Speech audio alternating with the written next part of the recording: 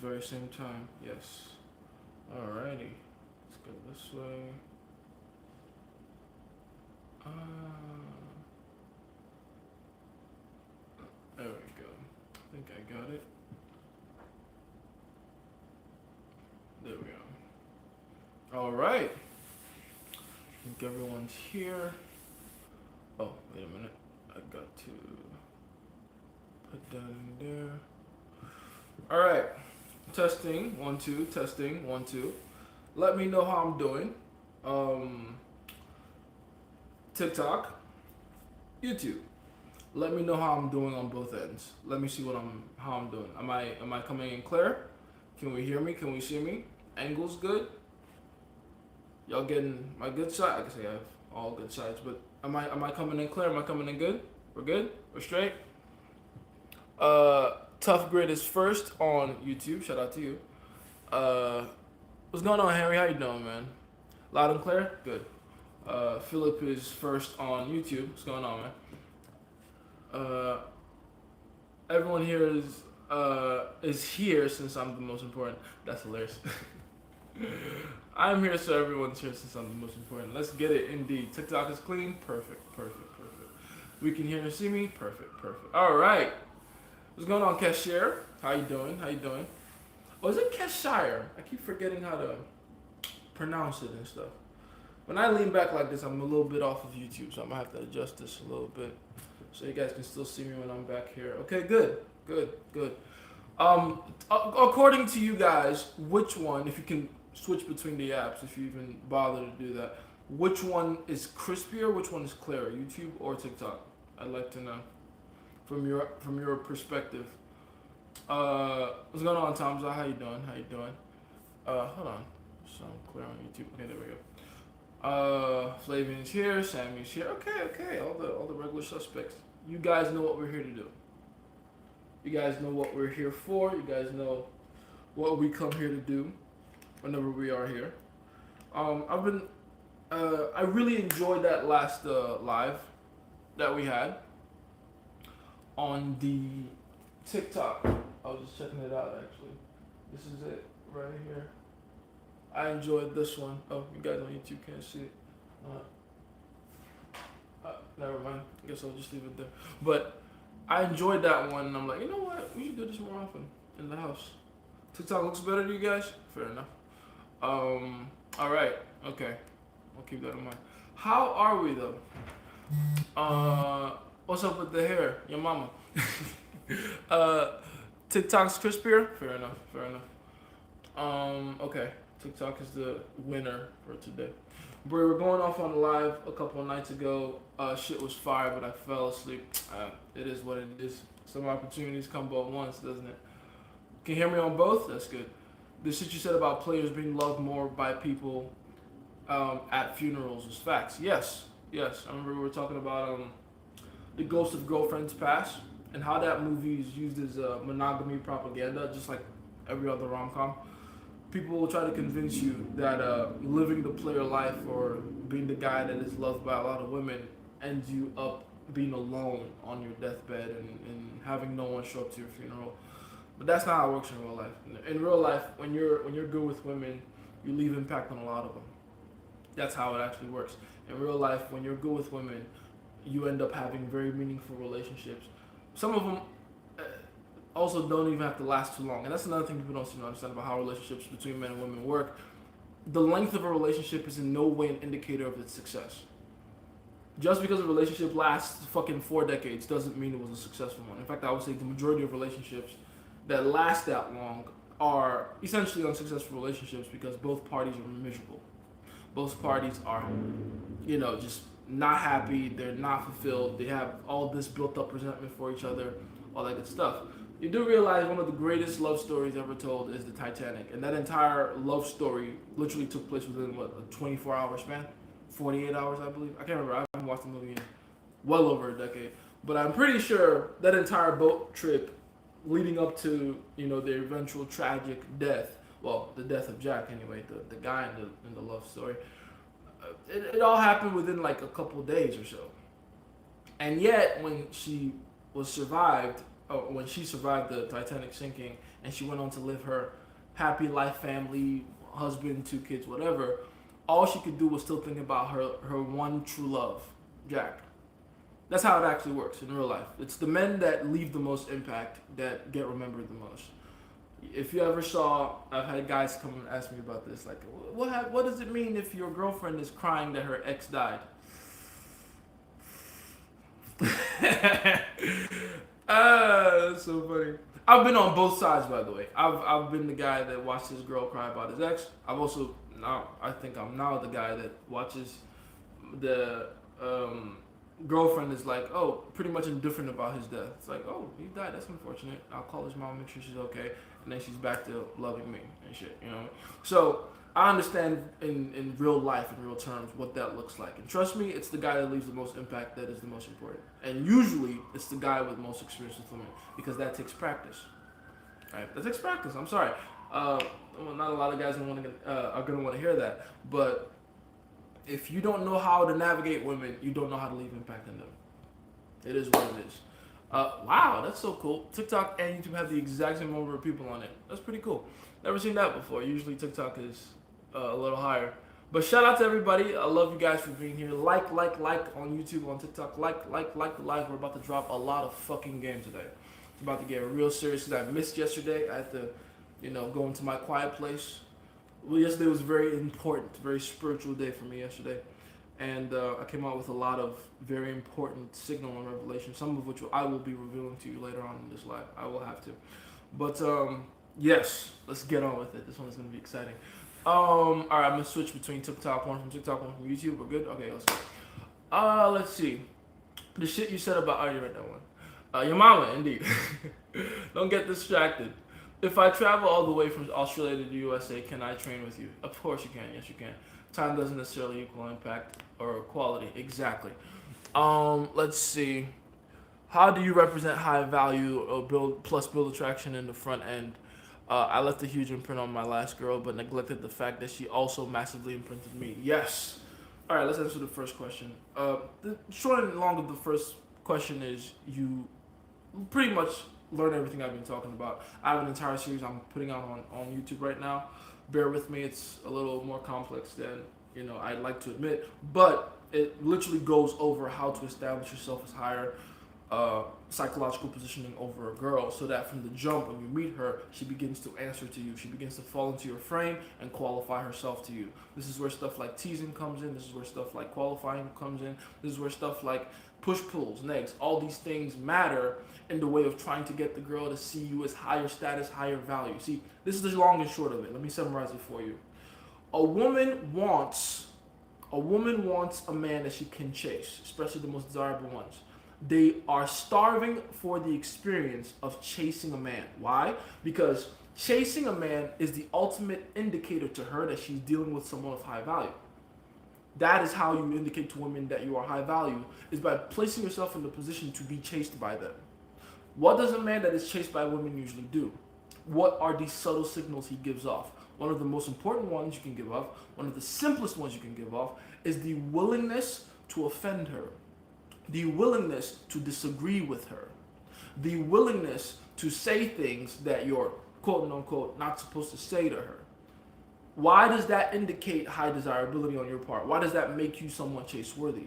Well, by you being that way, by you being the guy that's willing to tease her, rib her, poke at her, make fun of her, offend her slightly, it shows her, it indicates to her that because you have the confidence to do that, you must be used to getting away with that kind of behavior, which is what attractiveness is all about. The most important trait, if you will, that all attractive people have is the ability to offend, is the ability to get away with less than ideal behavior.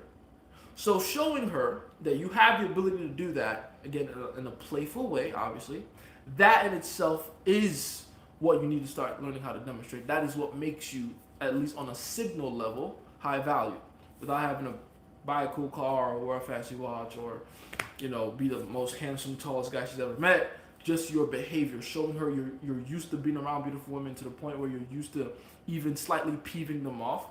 That in itself is what makes you high value and worthy of chasing. Right? So if you focus on that, you're fine. And then as for the second one, yes, a lot of guys neglect the fact that unfortunately, when you are imprinting a woman, and if you're doing it very well, then she's also going to be leaving an impact on you.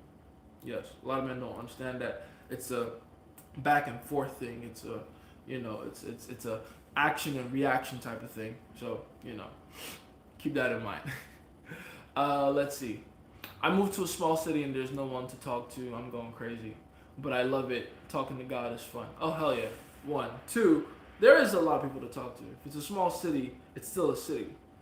It's not like there's no one to talk to. You're just scared to talk to people that are there to talk to. So you can definitely talk to people. I like small cities because it's easy to take over. It's easy to become popular in small cities.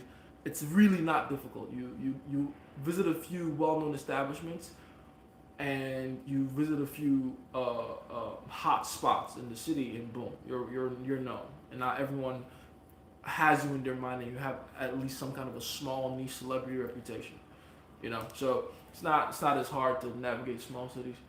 Time doesn't necessarily equal impact or quality. Yes, indeed. Lots happen, Jace. I can't believe people can be such animals. Indeed, man. I told you September was going to be crazy.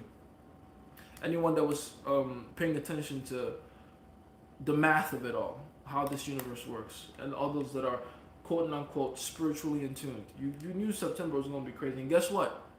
It's only the 12th. It gets crazier from here.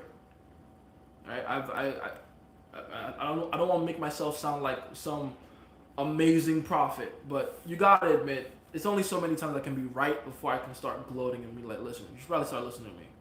How many times have I stated you guys wrong? You guys can count on what? One hand? One finger maybe? Right? The point is, when I give you warnings like this, I mean that. And I mean it, and I try my best to steer you guys in the right direction because I understand my position as a shepherd. Right? So I'm not gonna lead y'all astray. If I'm saying something, I mean that shit. And I need you guys to take it seriously. September has been crazy, and it's only gonna get crazier. The craziest part of September, mark my words, are gonna be the dates from the 21st to the 24th. Whatever happens during that point, that's gonna be some shit. That's gonna be some shit. Now, remember what I said before. No matter what happens, the goal is to do what? To live above it. Understand it, take it into consideration, learn from it. But do not allow yourself to be lost in it. It's all a physical distraction. Right? We do not wrestle against flesh and blood. This is not a physical thing that's going on. There's physical ramifications and physical manifestations of it, but it's not a physical thing that's going on. It's very spiritual. Pay attention. Do not get distracted. Right? Someone was asking me yesterday, because of the videos I put out, what are you doing with these videos? Like, it just seems like you're very passionate about what happened, and you're very. It's like, yes, I am, but my passion is for a particular reason. I'm weeding out the weak, and this is something I should have done a long time ago, and I have the opportunity to do it now, and I'm happy. I do not want, and I've noticed that there is these kind of people in my following that are parasites.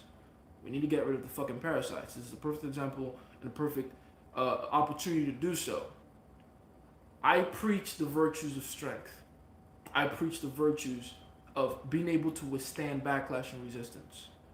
Therefore, according to our principles in this channel, on this place, within our circle, we cannot condone the behavior of weaklings, which is to celebrate when a strong man falls. We can't do that. Fuck your religion, fuck your race, fuck whatever other thing you believe in.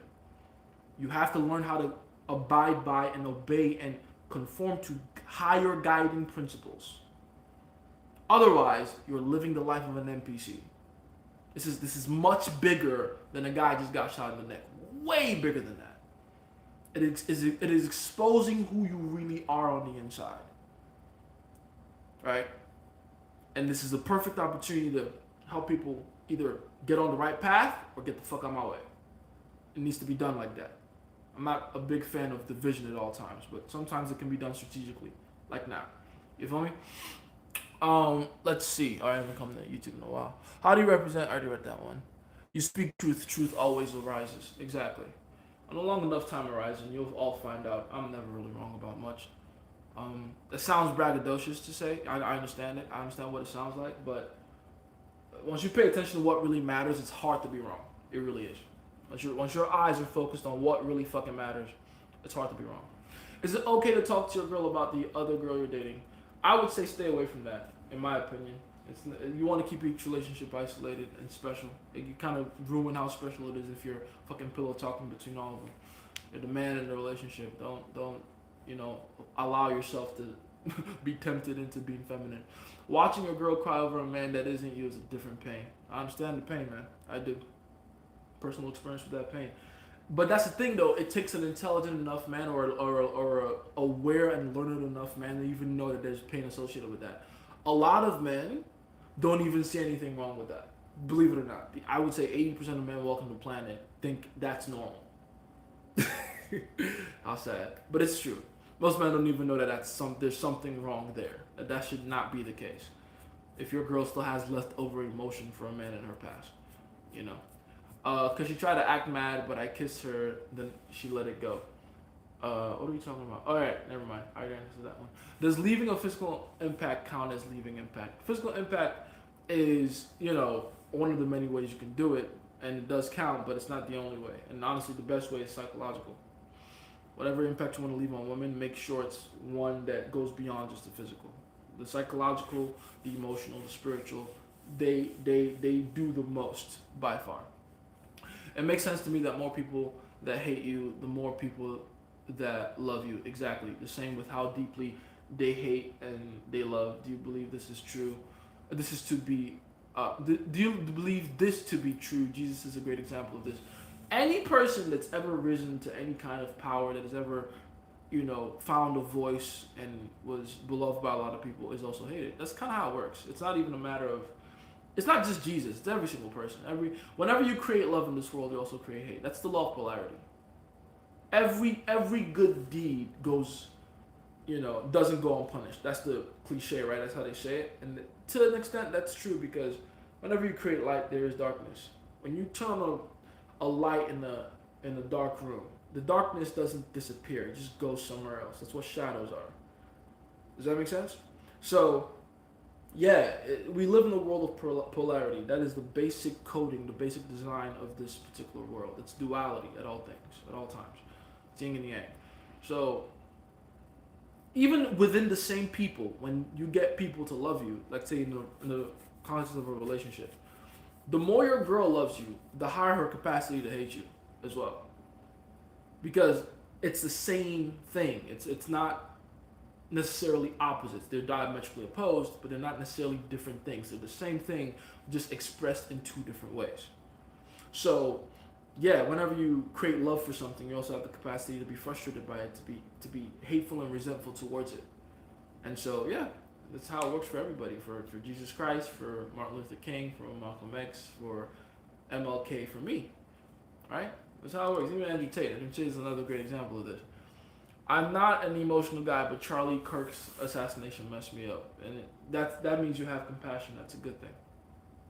That means even if it's not a compassion thing, you at least have common sense. You at least have the ability to think.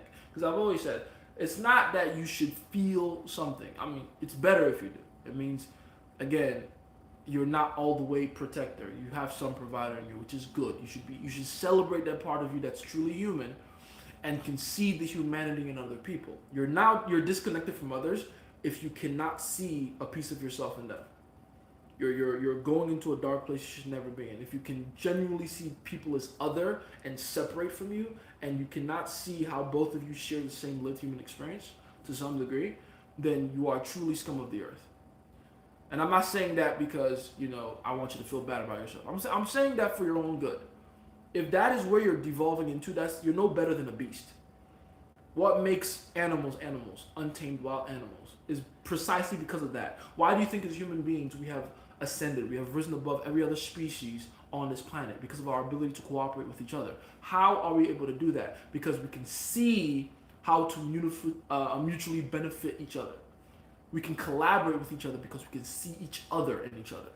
We can look at things from each other's point of view. Right? We might not necessarily be able to feel what we feel all the time for each other, but we can at least have that perspective. We at least know on some level, unconscious or conscious, that we are all part of the same collective consciousness. That's a good thing.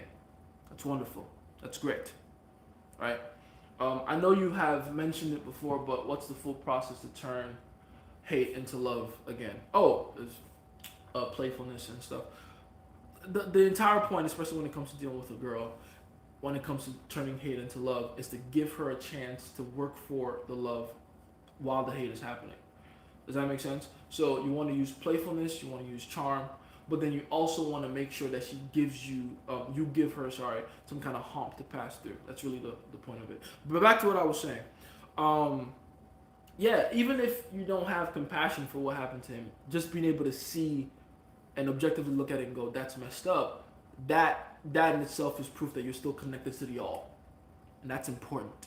It's important that you don't lose or sever your connection to the all. It's very fucking important. That's when you become less than an NPC. That's when you truly become just this thing that's existing with no value, no purpose, no real guiding light or principles. That is what it means when people say if you don't stand for anything, you fall for. If you don't stand for something, you'll fall for anything. That's what they mean. They might not even know that's what they mean, but that's what they mean. Okay? You feel me? Jason's just crashing out. Nah, this is not crashing out. Crashing out would be like a lot more. I mean, I'm a fighter. Trust me. When I crash out, it looks different. But this is just me trying to give you guys wisdom, and there's passion in there, absolutely. But it's not because I'm necessarily angry. This is not anger. This is conviction. I believe the shit I'm saying, and you know I do, which is why I'm saying it the way I am. All right, and this is important. It's important for you. It's very important for you. Thank you for always giving us your time and free knowledge. I don't know how I would be able to show gratitude. Just like the live. That is more than enough. Like the live, share the live, all that good stuff. Let other people know we're here. What's going on, Perfect Love? How you doing, man? I'll go back to YouTube. Your wisdom is top notch. Thank you. I appreciate you for actually being able to identify that, not for my own personal ego, but your ability to identify value and take advantage of it. Well done. Do you think Charlie has anything to do with September as a reset month? Oh, absolutely. Absolutely. Oh, yeah, I just asked that. Absolutely. He's a big portion, like, of that. And it's not just happening here. It's happening in every country. And there's something happening in every country, something major happening in every single country. You hear what's going on in Nigeria right now, right? Nigeria is gearing up for a massive reset as well. There's a massive spiritual awakening. There's a massive mental shift in heart posture and thinking amongst all the people. And it's supposed to be that way. It's important that this happens. It's not going to be comfortable. It's not going to be easy. I told you guys, how long have I been telling you guys that September was going to be like this? Like what, in the beginning of August is when I started telling you guys about September, right? August wasn't even like, we weren't even properly in August. I was already telling you guys how crazy September was going to be. And I'm telling you right now, it's only getting crazier. I hate to say that. I'm not trying to scare you. I'm not trying to fearmonger here. I'm trying to prepare you. This is important that you understand what's going on. Shit is about to get real. The 21st to the 24th, those dates are going to be ill. Shit is about to get real. Right? But, again, I'm not saying this to scare you. You just need to position yourself correctly. Heart, mind, soul, spirit, body. Position yourself correctly. Do not, and this is going to sound like such cliche, easy advice, but please do not skip a day of working out. If you have a strict workout routine, do not skip a day. Do not fucking skip a day. Don't even go a single day without taking a shower. Even something that small. Do not skip a day without brushing your teeth. Do not skip a day without taking a shower. And I'm speaking to a lot of young men that don't see the value in that yet. So I'm talking like that, but it's very important. It's very fucking important. You stay in the fucking correct position the entire month. Okay? One just happened in Jamaica. A guy took out two innocent people. Yes. In Nigeria, there's rumors of kidnapping and all of these unnecessary deaths happening. You see what's happening in Nepal. Nepal just created their own, I can't say that word on these platforms, Austrian painter. You know what I'm talking about? The guy that raises his hand is really funny. Yeah. There's a kid that's going viral right now in Nepal because the youth essentially like overthrew their government. Or at least it's like creating a massive ruckus there.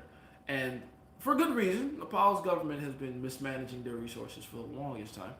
And this young kid is going viral because he's speaking with so much passion. And he happens to have the same speech cadence as Austrian painter. It's very fascinating. I'm not saying that means he's a bad person, by the way. I'm not saying that means they're creating a dictator. I don't think they are. But You see how what I'm talking about? Understand the tools, understand how to use the tool and separate it from the person.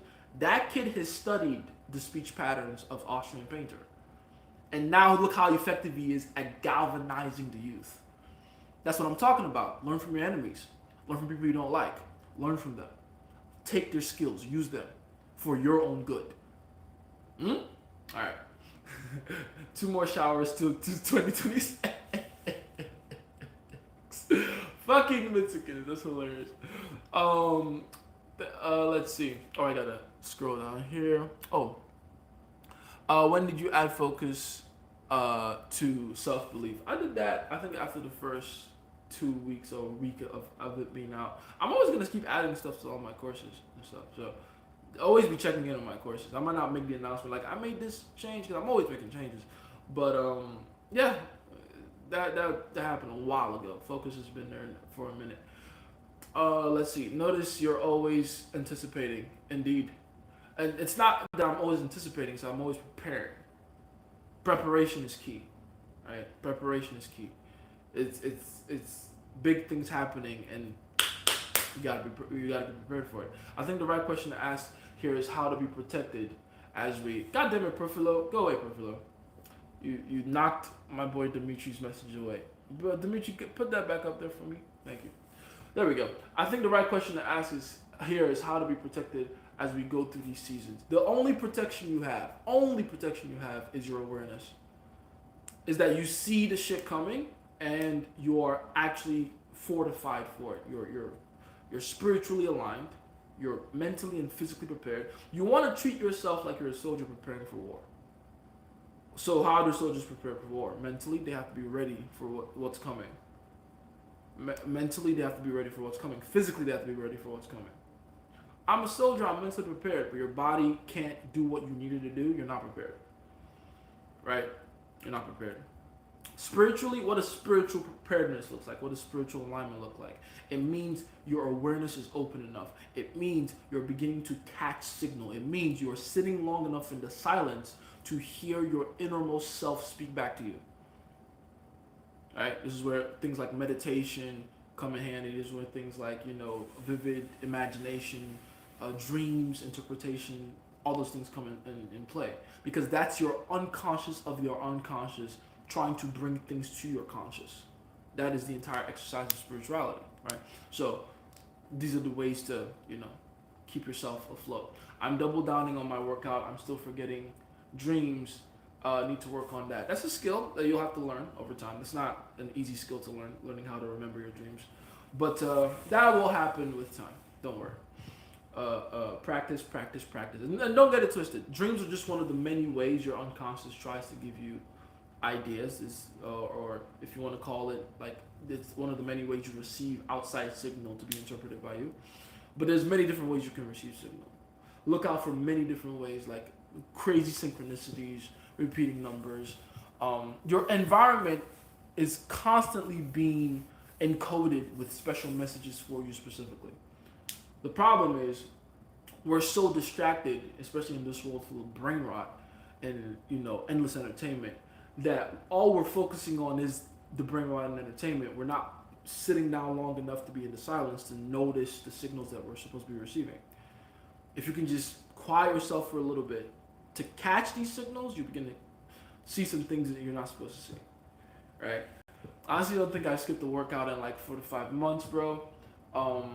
It's just an addiction for real, as it should be. Very good. That means you're in hypnotic rhythm. That's good.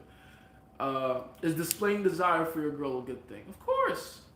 Why would she even be in a relationship with you? She doesn't feel like you desire her. Of course. It's not displaying the desire is a good or bad thing. It's when you do it. What's wrong with displaying desire is when you do it and you're not yet positioned in her mind as a guy she wants to be desired by. That's the issue. That's the issue. But once you become that guy, which in your case you're saying it's your girl, right? Okay, she's your girl. That means she's in a relationship with you, which means she actually consented to be in a relationship with you. She likes you enough to be like, yes, I want to be seen in public with this guy. That tells me that she wants to be desired by you. So yeah, nothing wrong with that. Nothing wrong with that. Absolutely nothing wrong with that.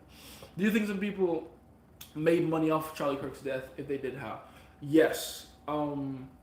there's a lot of civil unrest, and that always bodes well for the stock market if you know how to work it right. So certain sectors definitely took a hit. Like in think about it like this, and this is the one simplest way I can put it.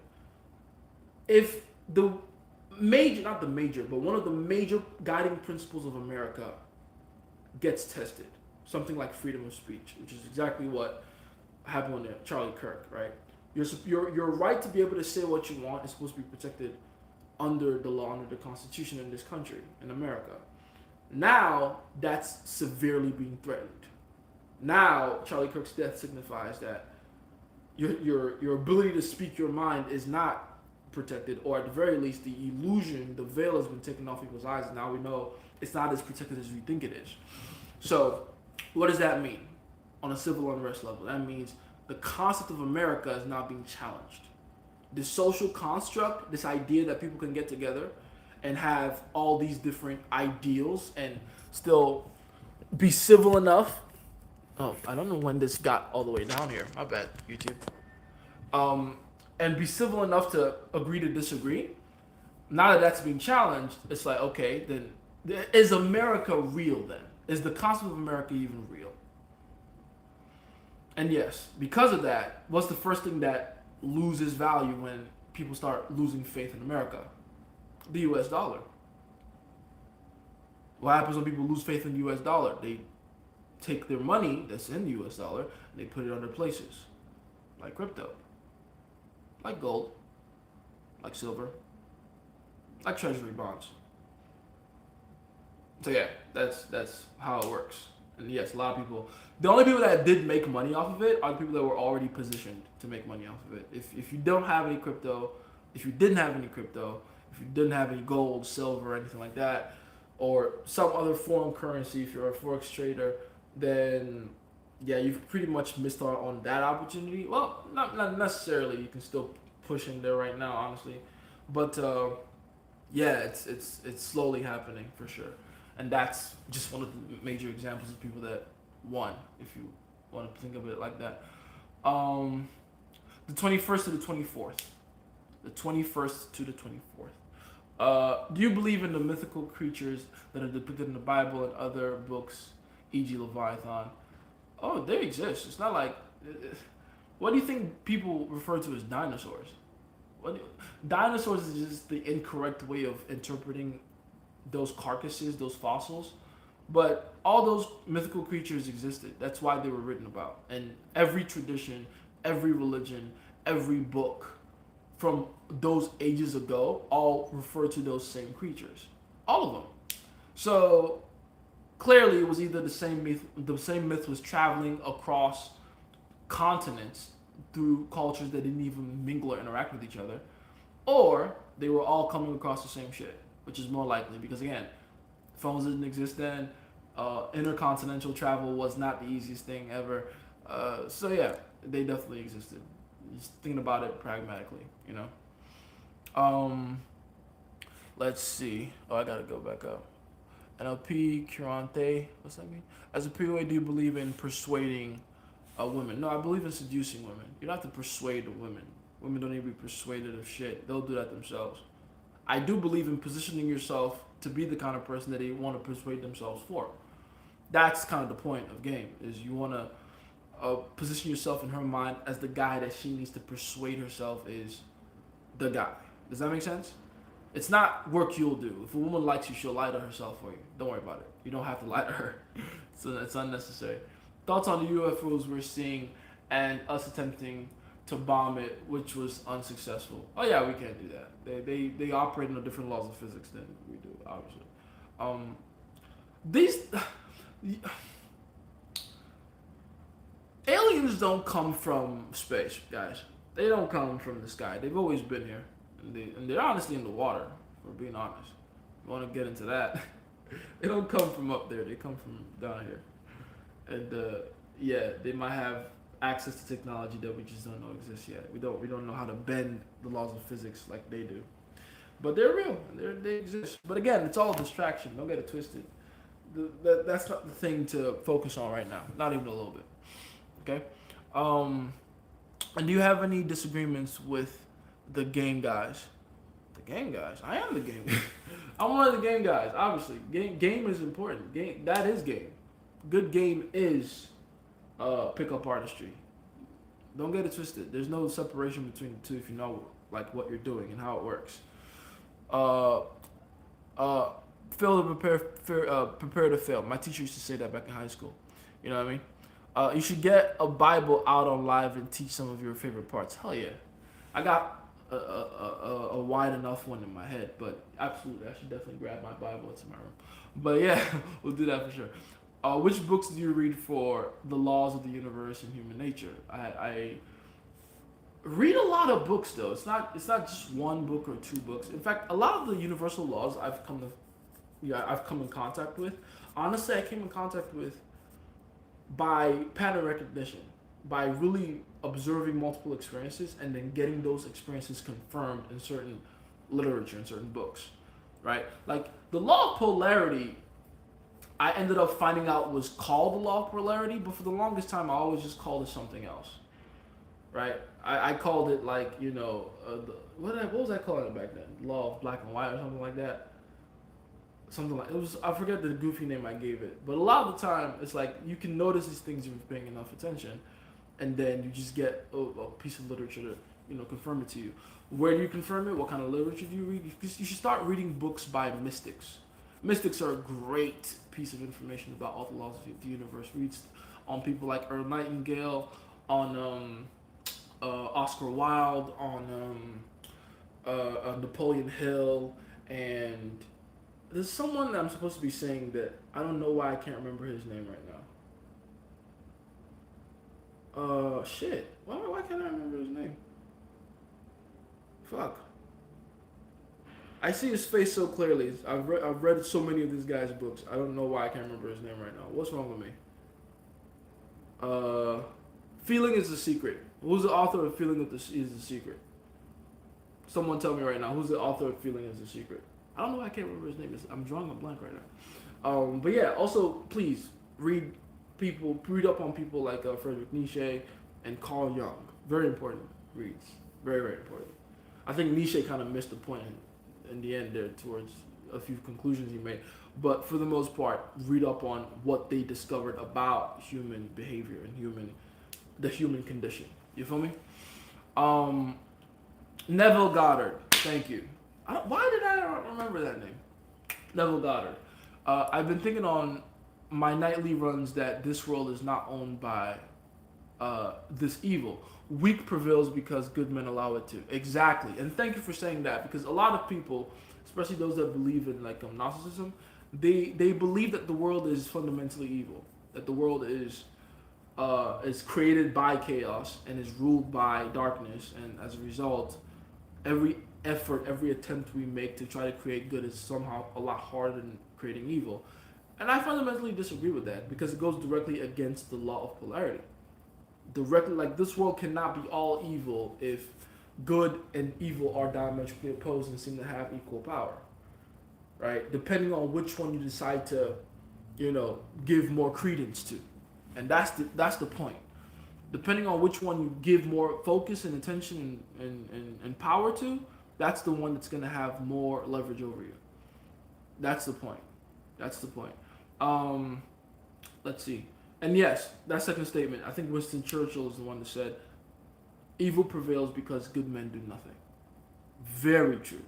Very true. It's not even evil that necessarily destroys the world. It's apathy. So I spoke on it yesterday in my video. I'm just gonna do nothing. You're way more evil than the person that's actually propagating evil because you're allowing it. You're seeing it happen, and you're not doing anything about it. That's fucked up. That's truly fucked up. I told my mom that quote last night when she was talking about it. My mom lit a candle and prayed for Charlie's family. Do you think that has any spiritual significance or power behind it? If you believe it does. Who was asking me the other day about like Holy Communion? Does it have any spiritual significance to go through? Essentially a ritual like that. And it is a ritual. I don't know why Christians argue with me on that. Oh, it's not a ritual. It's holy. It's like it's a holy ritual. You're taking bread, and you're eating it, and you're calling it the body of Christ, and you're drinking wine, and you're calling it His blood. What does it sound like when you eat the body and drink the blood of anything? A fucking ritual, right? And I'm not saying that like it's a bad thing, like, oh, it's a ritual. No. The word ritual, words like occult, words like magic, these are neutral words that have now gained negative connotations over time, but they're not bad things. A ritual is just a routine or a system, right, for achieving a certain spiritual goal. Occult just means hidden. Magic is just science. It's math, really. You feel me? So the Bible says lukewarm, right? Yes, that's what the Bible talks about when it talks about lukewarm people and how Jesus referred to them as the worst of the worst and how he will spit them out. Because you better be hot or cold, but don't be fucking warm, bro. Don't be warm. It is a ritual indeed, just sacred. Exactly, it's sacred. It is sacred. But yeah, the point I was trying to make with that is, it doesn't mean shit to eat crackers and drink wine. It doesn't. Hell, I got a bottle of strawberry and cranberry juice, very red, and oyster crackers from Skyline. All right, shout out to Skyline. I live in Cincinnati. I gotta represent the natty real quick. But yeah, if I take those two things and eat them, it don't mean shit. What gives it its meaning is the spiritual significance behind it. And so when you realize it's the spiritual significance behind it, then it doesn't really matter if the thing you're drinking is actually red like blood. You can drink orange juice and call it the body and the blood of Christ. You can eat Popeye's chicken and call it his body. I'm not saying you should. Again, I'm not trying to not be reverent here. I'm just saying what matters is the spiritual significance you put on it. You can bless anything. What do you think blessing things means? It just means giving it the correct spiritual significance according to you. It doesn't become special unless you think it does. And that is the beautiful thing about the human experience, is that we can make things powerful by saying they are and acting accordingly. I saw this video, one of the most amazing TikToks I've ever watched in my life. It's the story of this guy. He was a teacher, and I think he taught like second grade or something, really young kids. And one day he's on the playground observing his kids while they're at recess, right? They're having fun, it's break time, blah, blah. And this random little kid, let's call him Little Johnny. I don't know if that was his name, but Little Johnny, he finds like an old spoon that was buried somewhere, and he pulls it out and he goes, oh, what's the spoon about? So he goes to his teacher, I found a spoon. Now the teacher, being the prankster that he is, he decides he's gonna use this as an opportunity to make a little fun. And he goes, oh, Johnny, you found a magic spoon of power, and now I must have it. And then he spends the next 15 minutes running around the playground chasing Johnny while he has his spoon. Because Johnny now knows, oh, it's a magical spoon, it's special, I'm gonna keep this, I'm gonna protect this with my life. And so for the next month or so, Johnny would literally tease his teacher with this magical spoon. He would set it down at the table and, try to tease his teacher from taking it. His teacher would try to grab it and he would pull it away. Or he would be taking an exam and, just kind of leave it off to the side, and the teacher would be like, rat, I must have that spoon. It became like their little inside joke. And so one day, Johnny's taking his test, his little test or whatever, and the teacher is waiting for Johnny to like go to use the bathroom or something, because he knew Johnny had a lot of juice or whatever. And he goes to the bathroom, and the teacher goes to Johnny's table to look for the spoon. He couldn't find it. He's like, dang, where's the spoon? Johnny comes back and he's like, ha, look, I have it around my neck. He made the spoon into a necklace. He went home and he told his dad, this is the magic spoon of power. And his dad, obviously being a fucking great parent, drilled a hole into the handle of the spoon and made a nice little necklace out of it so Johnny could have it on him at all times, right? So that was Johnny's spoon of power. It was like, this is my spoon of power. Every time I want to feel good about myself, I hold the spoon. I remember myself, I have the spoon, all that good stuff. Here's an amazing thing that happened not too long after that. There was one little girl in the class. Let's call her Little Susie. Little Susie was going through a rough time, the loss of a family member. She wasn't feeling good, and she was having a bad day. And so the teacher was trying to make Little Susie feel better, the best a teacher can. But you want to know what happened? Johnny came over with that little spoon, and he gave it to Little Susie, and he said, look, This is my spoon of power, but you can borrow it. Every time I have it, I feel powerful. Here, this is your spoon now. As long as you have it, you'll feel powerful. And that set the precedent for that class. For the rest. I'm sorry. That set the precedent for that class for the rest of the school year. Any student that felt bad, that felt wrong, that something was going on with, they would pass around that spoon, right? Back and forth with each other. Oh, you're not having a good time? Spoon of power. You're not having a good time? Spoon of power. It became the staple of that class. Forgive me if I'm getting this wrong. I think it's second grade, third grade. I don't know what it was. But it became the staple of that class that the spoon of power would go to whoever needed it the most, right? Everyone now, again, really remember, this is a random spoon in a playground that a kid probably dropped there during like lunch or something. And it's become a source, a real indication and a source of power for these kids. To the point where, and I might be embellishing a little bit, but years later, because this teacher that's giving this speech, and the video was a speech he was giving and telling the story. He had been teaching for over a decade, maybe almost 2 decades at this point, and his class still had that spoon. Every second grade, every year, they would move on, and the next second grade class would have that spoon and would understand the power of that spoon and would use that spoon. And it took them through so many rough times, many rough times. Death of family members, death of loved ones, even actual students dying. Like all these bad things happening, and they still had the spoon of power. To the point where, and this shit, I'm not even gonna lie, I cried like a bitch when I saw this part. While he was giving the speech, towards the end of the story, he pulls the fucking spoon out from his shirt. He pulled the fucking spoon out, dude. Like, and again, really remember this. Random spoon on the playground, and it became the most important signal and symbol of power for those kids and for many kids to come as long as he's teaching that second grade class. It'll probably be transferred to the next teacher that has to teach that second grade class too. You see what I'm saying? So it just goes to show you the power of the human mind. It becomes important when you deem it important. It becomes important when you allow others to treat it as important, and then you can collectively come together and give it power. If you think about it, we do the same thing on money all the time. We, in our minds, whether we realize it or not, our magic spoon to some degree is money. But unfortunately, we don't give it the correct connotation, which is why a lot of people feel disempowered by it. But if you were to just change your perspective on it, still allow it to be important to you, but allow it to become a source of power, it changes things. You know, about to check my sister's potential marriage partner. What's the best vetting process? That's not entirely your job. A lot of brothers don't want to hear that, but your sister is the one that's gonna vet her mans more than you ever will. All you can do is intimidate him to be a consequence, and that's what I say. When you're the father, when you're the brother, you're not there to approve or disapprove of the guy.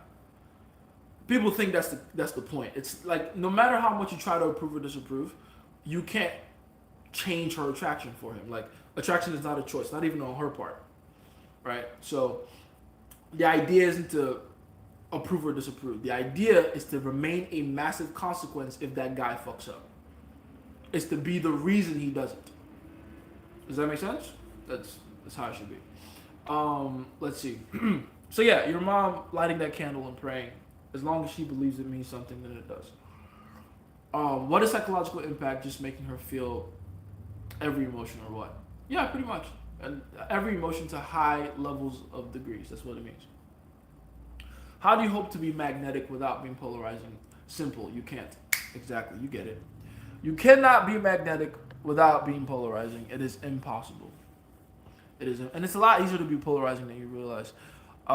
There are times where I don't feel any desire to give the girl who had me in the friend zone for so long a chance because I feel like she doesn't like me for me and just what I can do for her and save her from her situation is just a turn off, and I don't know what to do about it. Am I thinking about this wrong? Not necessarily. The the feeling you have is valid. It's a very valid one. It's correct. Honestly, it's logical. Why should you begin to pour yourself into a woman that didn't choose you first? So here's what you do to circumvent that. You make sure she goes through a gauntlet. You make sure she pays a price to get into a proper relationship with you. Because you were in the friend zone for so long, and now all of a sudden, shit done changed, and she's acting brand new. She's acting different. Not brand new, but she's playing up her attraction towards you, which you suspect is fake. Which of course you suspect is fake, because the only thing that has changed for her to realistically change her mind is circumstance. So why don't you make her pay a price to come back into your good graces? Why don't you get her to make a sacrifice at your altar? That way you know that the worship is for real, right? That's how it works. Let's see. I was thinking a couple days ago, I can't wait till I get hate for my videos and my character. Yes, that's when you know you're making progress. If you're not getting hate, you're not doing shit. You're not making an impact if you're not getting hate. Rank places to cold approach from behind the front. Behind the front while walking someone and saying, what are we talking about? I feel like those are two different questions. You cold approach anywhere. There's no better place to cold approach than where you are. I say start with the places you visit regularly, because it feels like home court advantage to you, so you might as well start there. Now, if you want to start optimizing for your chances of actually running into girls you find attractive, there's certain places you should go to. You're probably going to have a better chance of getting a girl you find attractive or running into them at a Target than a mechanic. Right, obviously, like common sense. But for the most part, when it comes to your own actual improvement, I would say the best place by far is where you are, like where you visit all the time. That's the place you should start. And now some of the popular guys from my old school are asking my girl's friends about me. That's so funny. What are they so curious for? Saying he goes to the gym so much just to not be that strong. That jealousy. Jealousy. Never pay attention to men that have envy for you. Use them. Don't do anything more than use them though. Let's see. They asked around to see if me and my girl are still dating. Of course they do. I know you have mentioned it before, but what's the full process to turn hate into love again? Already read that one. Do you believe that 100% of the things Robert Greene says in The Art of Seduction is true? Yes, as long as you take it like as archetypes for how people seduce women. Because it's not like everything he says or anything he says is factually incorrect. Every single archetype he puts forward also a both modern and historic example of them. That's why I like that book, Art of Seduction. He was the one that popularized the idea of appealing to authority really well before it became a content creation thing, before it became a whatever. He was doing it in his books. He would give this example, even with 40 Laws of Power, same thing. He would give the example, then he would tell a story behind it that was factually true. Right? So it's not like what he's saying is incorrect. With that said, though, obviously you can't apply all those things to yourself. All those archetypes are for you to figure out all the different ones that exist and to figure out which one is more likely closer to you or which ones. Because I don't think you can ever be just one. I think you can be a mixture of a bunch of them. Does that make sense? I'm a watch fan. What kind of watch do you have? I have a collection, actually. If you guys want to see that, you've seen that before. Is there a difference between college girls and girls in their mid and late 20s? Mid and late 20s? Oh, see, I misunderstood what I was just reading. College girls and mid and their late 20s girls are the same girls. Hell, all those girls are the same, really, with girls in their fucking late teens, right? If you actually have a conversation with a 28 and an 18-year-old, pretty much the same. They talk about different things. They talk about different parts of their life because they're at different phases of their life, so to speak. But ultimately, their thinking pattern, their mental models, their decision making is the same. It's quite juvenile. So you're not really talking to a girl that's that different energetically speaking, but you are talking to a girl that probably prioritizes differently. So a girl that's in her prime is going to move a little differently because she's in her prime. 22, 23, very sexy, high sexual agency, super highly desirable. And so because of that, she feels like she can get away with a lot more bad behavior. And she can, especially with weaker men, right? Now a girl that's 28, entirely different priorities, depending on what she's going through in life or her experiences up to that point are. But ultimately, they're going to choose pretty much the same guy, the same qualities in the same guy. Does that make sense? Watching how animalistic people are in these times has me questioning the moral of goodness. Yes. That's a perfect example of what I keep talking about, right? People don't understand that even the bad guys think they're the good guy. People justify evil. So they think they're the good guy. I've said this all the time. Like I've been saying this about especially the political left in this country, in America. It's full of a lot of pretentious good people. It's not good people over there. It's people who think they're good and think they're doing the right thing. I've given so many examples, right? Which is more important, helping homeless people with their problem or calling them unhoused? More importantly, once you actually try to help homeless people with their problems, and you're talking to someone that spent thousands of dollars trying to do that, you realize that the real problem isn't homelessness. The homeless person's problem isn't ever really homelessness. It's low functioning. It's an inability to maintain in a society, to be a functioning member of society. The homelessness is just a symptom. I know, crazy, right? You might think, oh, their biggest problem is they don't have a house. No, that's a symptom of the real problem. The real problem is even if you were to give them a house, they're not willing to actually maintain one. Do the bare minimum amount of work it takes to fucking maintain one. That's the real take. That's the correct thing to say. That's the actual thing you should, the actual conclusion you should come to if you've actually tried to solve the problem. But these people don't want to solve the problem. They want to feel like they are. They want to get the accolades for being good people. They want to be told, oh, good job. You went on this mission. You went to this shelter and fed people. They're not solving the fucking problem. They're patching it. Or, even worse, like they usually do, they're adding to the fucking problem. Right? Giving a homeless man a house is the worst thing you can do. It's like giving a crack addict $1 million. What are you fucking doing? What do you think they're going to do with the money?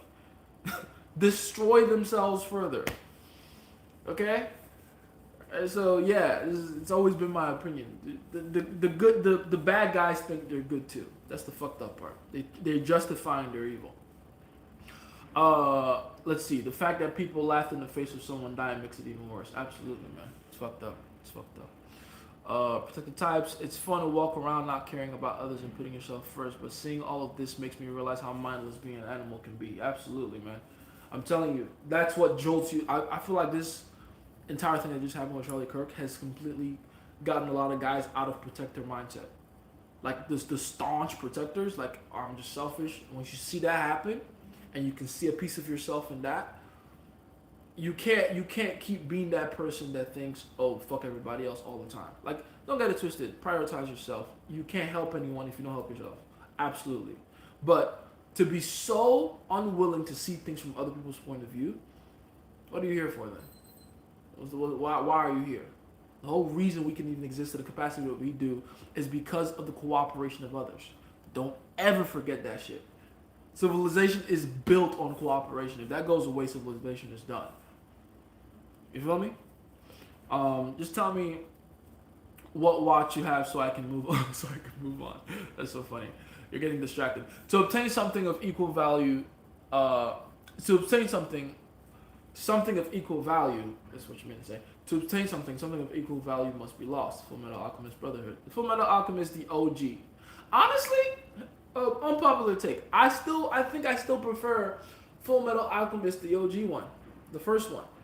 Brotherhood is cool, and it's nice that it has a conclusion. But story-wise, I might prefer the first one. I ain't gonna hold you. What distinguishes a weasel from a G? Inability to stand on their own 2 feet, inability to take risks, inability to withstand backlash and resistance on their own without help from the collective, without help from other people. That is what separates, because when you're a weasel, when you're someone that can't defend yourself ideologically, physically, etc., you're always going to resort to underhanded tactics to protect yourself, which makes you a danger to everybody else. Does that make sense? Jason, it seems good to provide a lot of calories after bedroom fun. To provide a lot of calories after bedroom fun. Hey, do what you gotta do, son. That's funny. What distinguishes are done? You can't just be an NPC or animal alone. You should ascend to be a man of soul and animal. You should be able to tap into animal when you need to. Don't get it twisted. Absolutely. And I like the way you said that. You should be able to tap into animal when you need to, but you can't be an animal all the time. You're defeating the point. It's God and man, not just God or just man. You feel me? Interesting. How would you describe these leftists who are celebrating? Are they protectors? Now, honestly, a lot of them are just bitches. Let's be honest. The majority of the people who are celebrating this violence, this unnecessary, senseless act of violence, can never live in a world where that violence is the norm. I know for a fact. I grew up in Nigeria. I can speak on this with experience. That world where freedom of speech doesn't exist, where your speech is not protected, that's what I grew up in. I know what it looks like. I know what it looks like to have people get popped for saying the wrong thing because the government doesn't approve. Mind you, this is Nigeria, a so-called democratic country with freedom of speech, and yet people get arrested not for committing actual crimes, for saying the wrong thing. Right? I was saying this to someone not too long ago. They were like, "Jace, you hate social justice warriors." I'm like, no. I love social justice warriors, as long as the context makes sense. One of the people I respect the most out of Nigeria right now is a man called Very Dark Man. Go and Google who he is. He's called VDM, Very Dark Man. He's a Nigerian guy, super buff, super strong. And I mean that not just on the physical level. This guy has the balls to speak against the atrocities of the Nigerian government. And he has been arrested unjustly several times. The only reason they haven't popped him yet is because he has too many eyes on him and he's too beloved by the people, and they know they try to kill him off, there will be fucking riots in the street. People will fucking the insurrection, January 6th, that'll be nothing compared to what will happen to Aso Rock. So we have Aso Rock in Nigeria. That's essentially like our White House presidential. You get the point. So he's a social justice warrior because he stands up for those who can't stand up for themselves. He has gone against billionaires. He has gone against unfair monopolies. He's gone against giant companies that have tried to swindle people out of their money. He's gone against anyone and everyone. And he's gotten so much shit happen to him because of it. He just got out of jail again. Again. He got kidnapped, essentially. Not even arrested. He was never read his Miranda rights. He was never told why he was getting arrested. He just got out of jail for getting kidnapped while he was at the bank. And guess what he did the moment he got out? He's pressing the EFCC. That's our FBI. The entity that arrested him. He's pressing him. He's like, yo, tell me why you arrested me. Tell me why you arrested me. Tell me. Take me to court. Show me what you arrested me for. Why do you detain me? For a whole week. Why? That takes strength to do. That takes fucking strength. That's hard to do. Now, a social justice warrior in a country like America, where, aside from what just happened to Charlie Kirk, you can pretty much say whatever the fuck you want and get away with it. I don't respect that social justice warrior because you're not really facing any real backlash. You're not facing any real opposition. These people aren't facing the threat of their own life at all times. Charlie Kirk obviously did, unfortunately. But the majority of people speaking, especially on that side of the political spectrum, aren't in as much danger as they should be in for saying the things they say. Even now, with this happening to Charlie Kirk, where's the riots? Where's the Tesla cars getting burnt up? Where's the violence happening on the right side? You're not seeing it. You're not seeing it. So we know where the real violence is at. We know where the real violence is happening. It's happening by people who want to propagate the violence because they think it'll get their point across, right? It'll make them the social ruling class, but they're not ready for the violence they're asking for. Trust me, I know. I trust me. I can smell a bitch from afar, a mile away. I grew up in a situation where people actually have to learn how to defend themselves when they say shit. I grew up in that. I know that world. I know it by the back of my hand. I know what it's like to have to actually live and die by the shit you say. Trust me, these motherfuckers, they're not ready for that world. They're not. Oh, Charlie Cook, I'm happy. You're not ready for that world. You're not. You're not ready for that violence. I found strongest people are the kindest. The weak are the most cruel. Exactly. That's, even in martial arts, the nicest guys in the gym are who? The black belts. The guys who can fuck you up the most. There's a reason for that. There's a reason for that. Because once you actually experience violence, once you know what it takes, once you understand what you have to give up to get, because again, we're talking about Fullmetal Alchemist, right? You can't take anything, you can't create anything unless you give something of equal value. Violence is the same way. You think especially those of you that are fighters, martial artists, every time you fight someone, you lose something. In case you don't know, even a sparring session, every time you go through that, you fucking lose something. You lose something. In case you didn't fucking know. All right. So whenever people are like championing violence, like it's a good thing, right? Mind you, I'm probably one of those crazy people that's like, I do quite enjoy violence a little bit because, you know, it's a world I'm used to. But you will never see me go back to the person I was back in like 2019 when I was looking for the violence. Like, nah. Because I know what it takes to go through that shit. I understand it. I fucking understand it. Now, once I'm in it, I'm competent. Thank God. I'm blessed enough to be able to say I can handle myself. But I don't want to be in it. What's the point? There's easier ways to go through that, to resolve conflict. If we have to get down to blows, we've done something wrong. We have made some incorrect turns here and there. Right? So, yeah, all these people are like, oh, I'm happy. You're not ready to live in that world. I lived in that world. You would not last a fucking day. You are not ready to live in that world. Shit. I ran away from that world, mind you. Right? I was like, fuck that place. I'm coming here where I can actually say shit and get away with it. I fucking ran away. I came here. America. Why do you think we do that? Why? Don't get this shit twisted. If the idea of free speech goes away, a lot of people are not making it. I will, but a lot of you aren't. Straight up. Straight up. Especially the people that think it's a good idea to allow that pillar to be shaken. Especially those people. They'll be the first ones to go. Shit. Interesting. How would you describe... Oh, I did write that one. I'm not gonna lie, I don't know about Charlie Kirk. I'm not saying you have to like the guy. No. So it's beyond him. It's the idea of what happened. It's the underlying idea. Isn't France burning right now? Yes. France is literally on fire. They don't even have a government, as far last I checked. Which, by the way, Forex traders pay very close attention to the euro right now. Very close attention. Yeah, France is burning. Jamaica guy took out 2 innocent people. Just senseless stuff happening, man. The energy is just crazy. The reset is happening like on full speed. Let's see. My girl's birthday is on the 22nd and our anniversary is on the 23rd. Hopefully your relationship survives that. Bro, I know you side hustle as a prophet, but did you know side hustle as a prophet is crazy. The way he was taken out was so Weasley and pathetic for such an open, welcome stadium. Exactly. Like, think about that. The man was sitting there, having a debate, talking to people back and forth. That man that took him out could have literally dropped everything, walked down, and had his ideas challenged. Right there. It could have happened. But he decided, I'm gonna hide behind this building and I'm gonna shoot from very far away. He didn't even have the balls to say, let me defend my ideas that I believe so much in by facing the person head on. Like, he should have thrown a hole. Stupid, pathetic, weak. You feel me? How should I adjust to prepare? I already answered that one. Please prepare yourself on every front, physically, mentally, socially, spiritually, all that. Working out every day is such a cheat code for being locked in. Yes. Once you have discipline in your life, it's so much easier.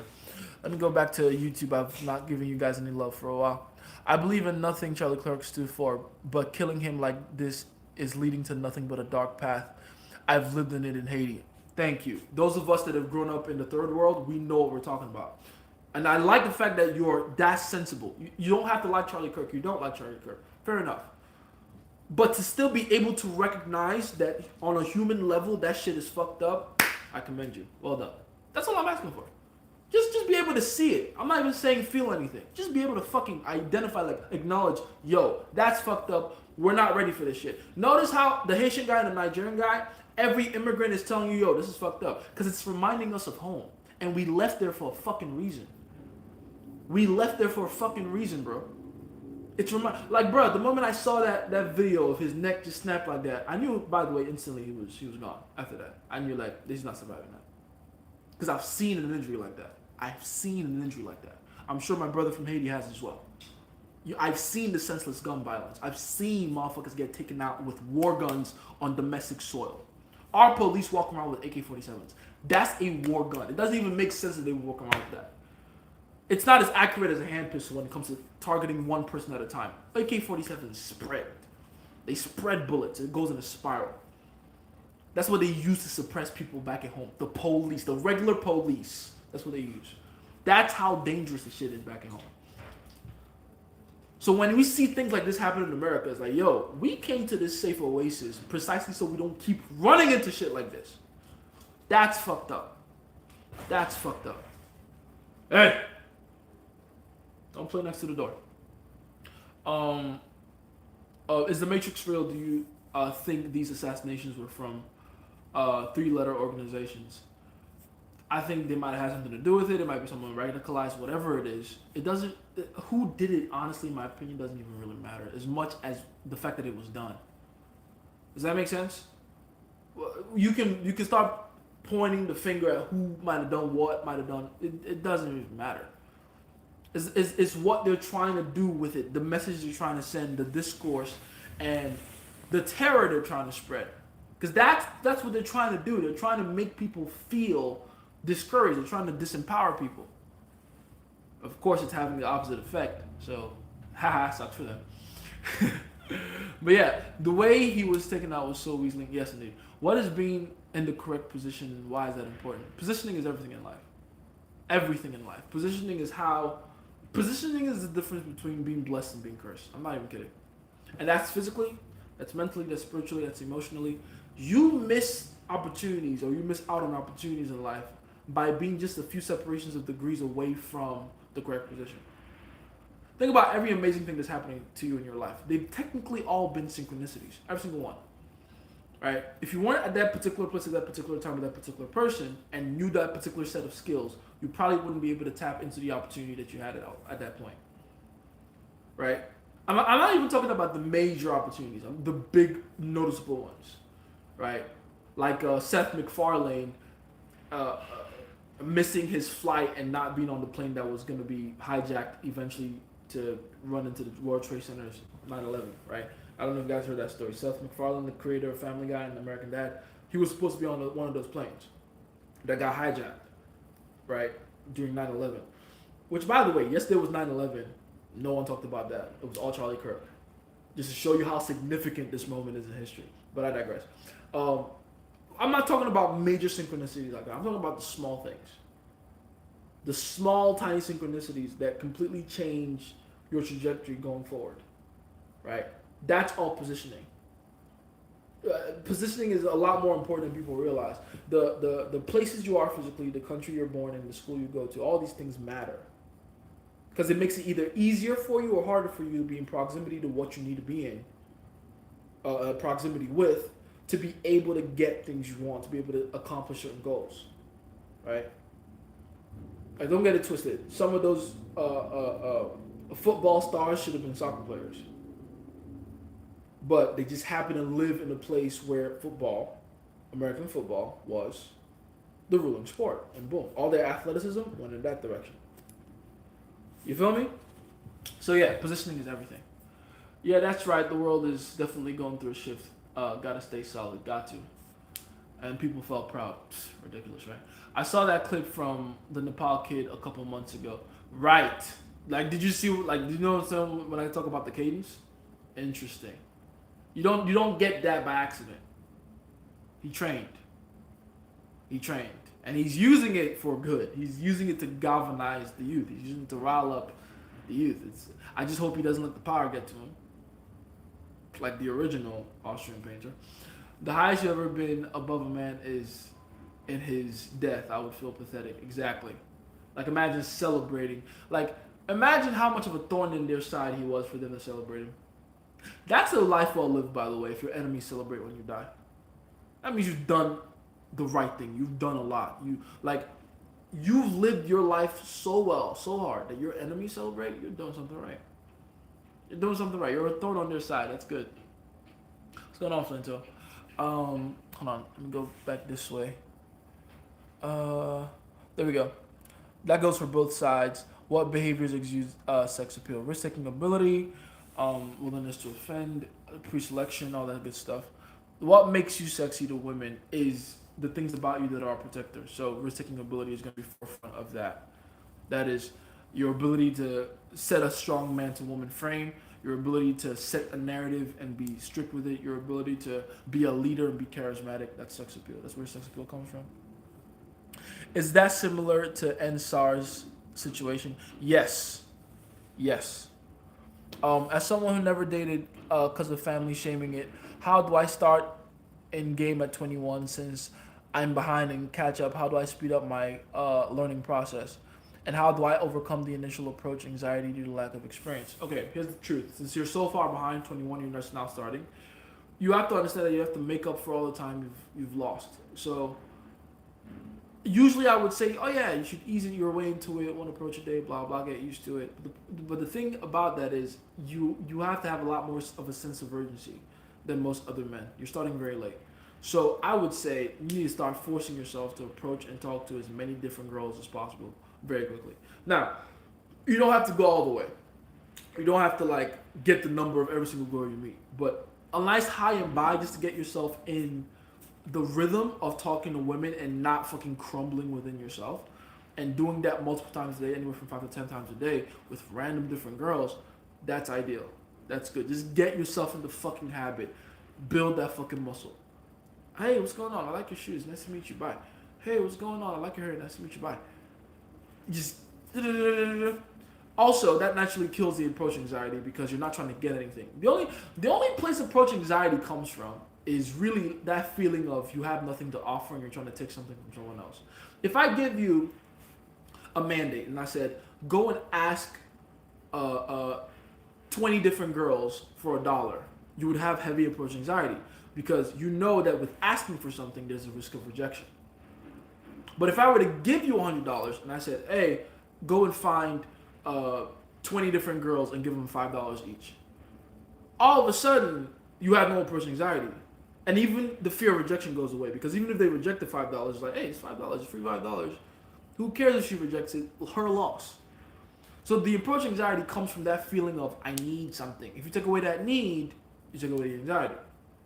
You feel me? Walk up to people and act as if you're the one offering them something, and you are. You're brightening up their day. You're giving them a compliment. You're giving them a compliment.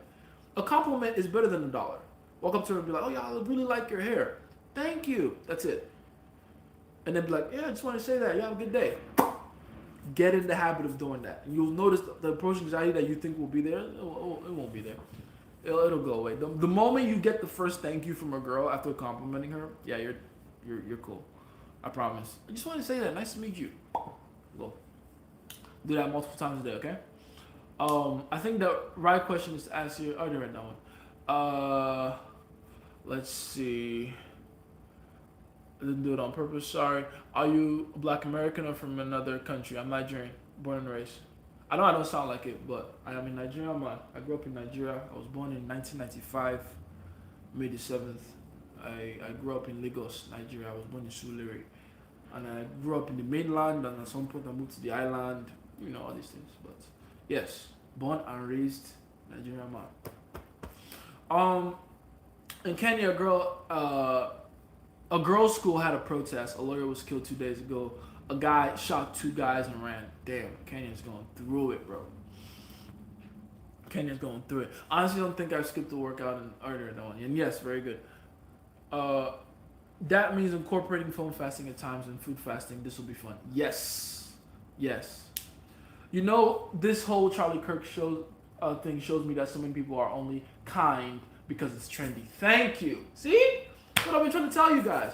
Motherfuckers ain't really good or kind. They're only kind when they're selective with their kindness. When they think they're gonna get clout from it. Why do you think I hate that whole Palestine flag nonsense? Ooh, Palestine, watermelon. Fuck out of here with that bullshit. You don't care. If you did, you'd be there. You'd do something. Put your fucking life and money where your mouth is. And don't just give a charity that tells you they're going to help them.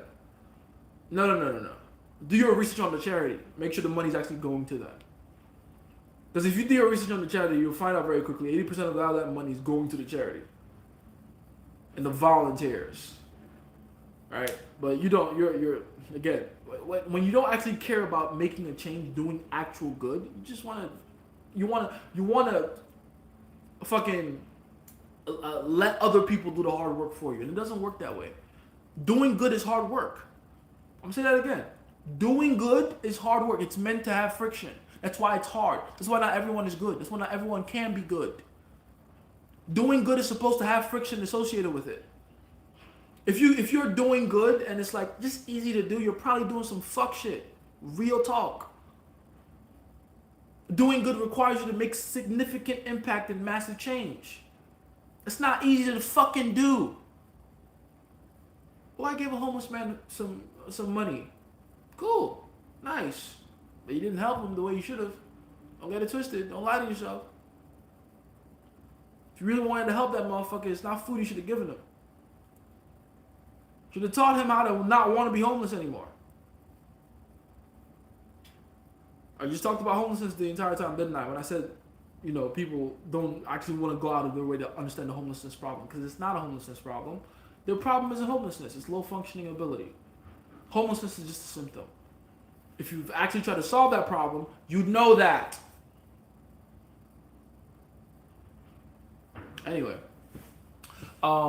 Let's see. Please also put this on YouTube. I got to study for my finals exam. It's literally on YouTube right now. Hey, YouTube. Hi. I'm going to do this YouTube shit real quick. Like and subscribe. All that good stuff. But yes, it's literally here. You'll see it. My girl always says being good is hard. It goes against what we want to do. Exactly. Your girl's a very wise woman. Keep her forever. Being good is supposed to be hard. Being good is supposed to be hard. Motherfuckers really think you can microwave your way through goodness. No, you can't. You gotta know the recipe. You gotta cook. You gotta get the ingredients. You gotta measure shit. You gotta mix shit together. You gotta let the shit simmer, warm it up, oven bake. It's a process to making real significant change. It's a fucking process. It's always a process. It's always a process. Right? So, yeah, whenever people try to give you these handout, just click this button and you're a good person. No, you're not. Don't lie to yourself. No, you're fucking not. Don't lie to yourself. Low functioning, aka lack of energy, lack of energy on emotional, physical, spiritual, social energies. Yes, that is why people are homeless. The homelessness is never the problem. It's just a symptom of the problem. The real problem is they don't see the value anymore in maintenance. It's hard to maintain. Right? It takes, not hard, but it takes a certain degree of effort to maintain, to keep up with your bills, to pay your rent, to clean your house, to cook your meals. To maintain existence takes energy. It takes energy to exist. I'm not even talking about living and thriving. Just existing takes energy. Right? And when people aren't willing to do that bare minimum amount of work, what naturally happens is death and stagnation. That's where homelessness comes in. Yesterday I had a dream where I was chilling with a passed on friend with benefits. We talked, but she looks gray when we were speaking. Gray, like physically, like her skin. What do you think of the long-term consequences of the recent events that have happened? We'll have to wait to see, but it could go one of two major different ways. Anarchy and chaos, or unity and peace. I think it's leaning more towards unity and peace. Because even I'm surprised seeing how many people have come out in droves and be like, hey, what do you mean you're celebrating Charlie Kirk's death? I'm so happy about that. That warms my heart so much. It really does. I'm genuinely happy about that. I thought we were so long, past that. It's the kind of thing that really makes you restore your faith in humanity. I thought the ruling discourse, because of how evil the world can be, would be, yeah, I'm happy Charlie Kirk died. And I thought every spineless TikToker will come out and just follow the trend, because that's what they do. That's what, like, as a TikToker myself, as a content creator, that's what I see people do. Is like, this is the ruling take to have. Let's have this take too, so we can get more views. So in this whole process, I've ended up having a lot of respect for a lot of people that I didn't think I would. That kid Dean, the leftist pundit that actually used to debate Charlie Kirk, coming out and be like, listen, if you guys don't let this shit go and have some sympathy for his death, I'm gonna go be a fucking Republican now. That took balls for him to say. For him to go against his own collective, I have a lot of fucking respect for that kid now, man. Would have never thought that in a million years. Would have never thought that in a million years. That's impressive. Well done.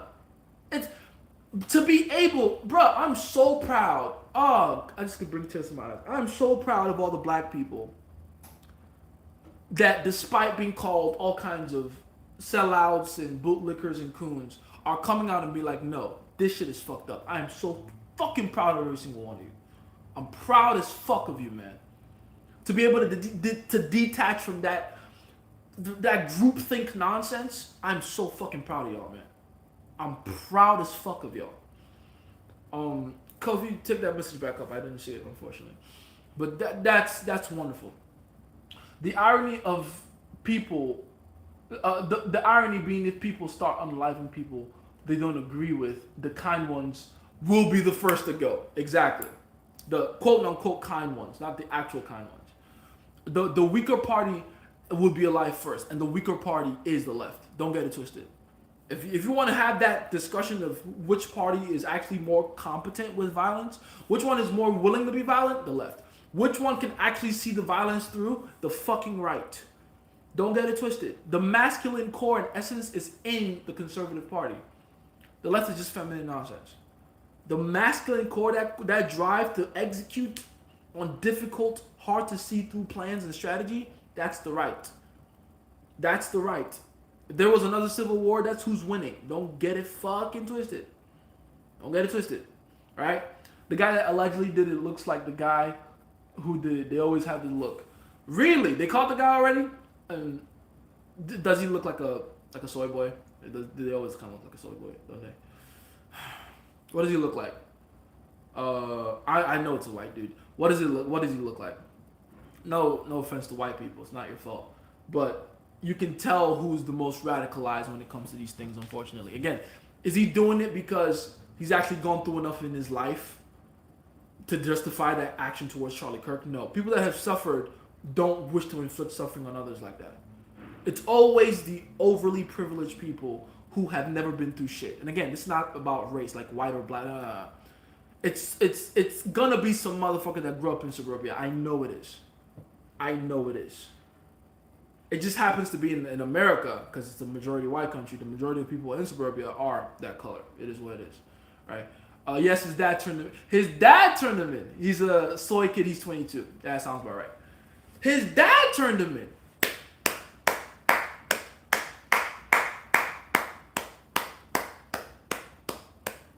I'm very, very impressed by that. That's pretty good. A little too late, though, Mr. Dad. A little too late. You should have clearly punished your kid a lot more often, so he doesn't think it's a good idea to do this to begin with. But commendable shit. Really? His dad turned him in. Nice. God works fast, baby. The devil works fast, but God works faster. Hell yeah. Light has won. This is good. His father. See, again, look at what I'm focusing on. I'm not focusing on the fact that he got caught. I always knew he was going to get caught. It's the way he got caught. His father gave him discipline. The masculine core came back in and said, this shit you did fucked up.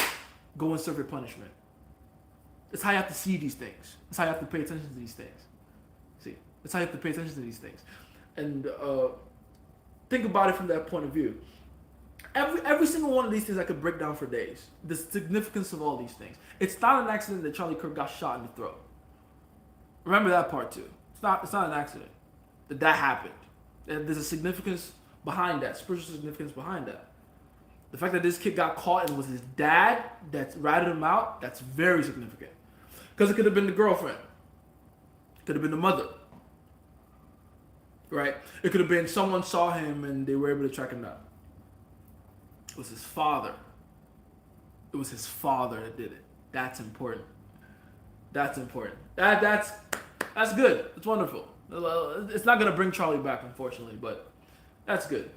Serve his fucking punishment. Let's see. Yesterday I already heard that one, didn't I? Do you think it was a professional hit and something just done to create unrest? Yes. It was done to create unrest, absolutely. That's what the point of all these hits are ever for. Is to spread terror. Sometimes the person that does it, that actually carries it out, doesn't know that that's what they're doing. But don't ever get it twisted. We do not wrestle against flesh and blood. This is all a spiritual battle of energies. And whether the person that is carrying out the act knows that they're being used by a certain energy or entity or not, doesn't change the fact that that's what's going on. The war is of energies, of entities that are unseen by the human eye. All right? Let's see. Thoughts on the UFO one? Do I come back to YouTube? Let me come back to YouTube. Let's see. How do I overcome that initial approach? I did that one. Luckily, in uni, and there's multiple campuses I can go to and approach. Since there's thousands of girls, I can see the opportunity to overcompensate.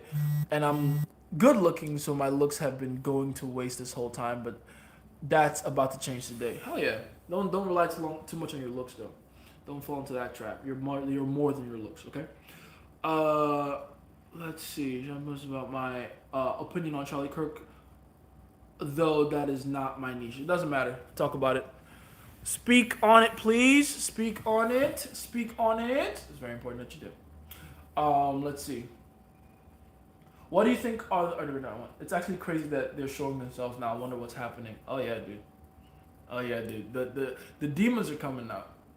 And they think they're doing the right thing. Like that's if I were a person on the left, all right, the far left. I don't think this is the majority of people on the left. I think most people in the world, left or right, and in America specifically, are fucking reasonable people. Most people really do lean centrist with their views on politics.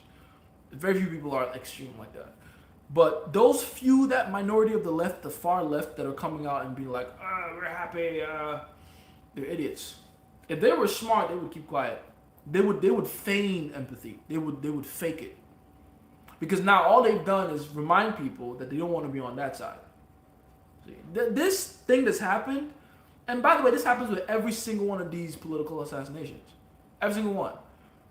Every time one of them happens, all it does is create sympathy for the people and the cause that were killed. It happened with JFK, it happened with Abraham Lincoln, it happened with MLK, it happened with Malcolm X. Right? Even the ones that don't get killed but just like get imprisoned. Think Nelson Mandela. Right? Olusegun Obasanjo. Fela Aníkúlápó Kuti. Andrew Tate. No one wants to think about that, but his following increased in strength when they locked him up. And you saw that when he left prison. And how people celebrated when he was released. You see what I'm saying? So whenever you try to create terror and discord, all you end up creating is unity in that faction. Polarity. It never fails. It never fails. It's crazy how all of the men who are good with game and P speaking all recognize that this is war. Yes. Yes.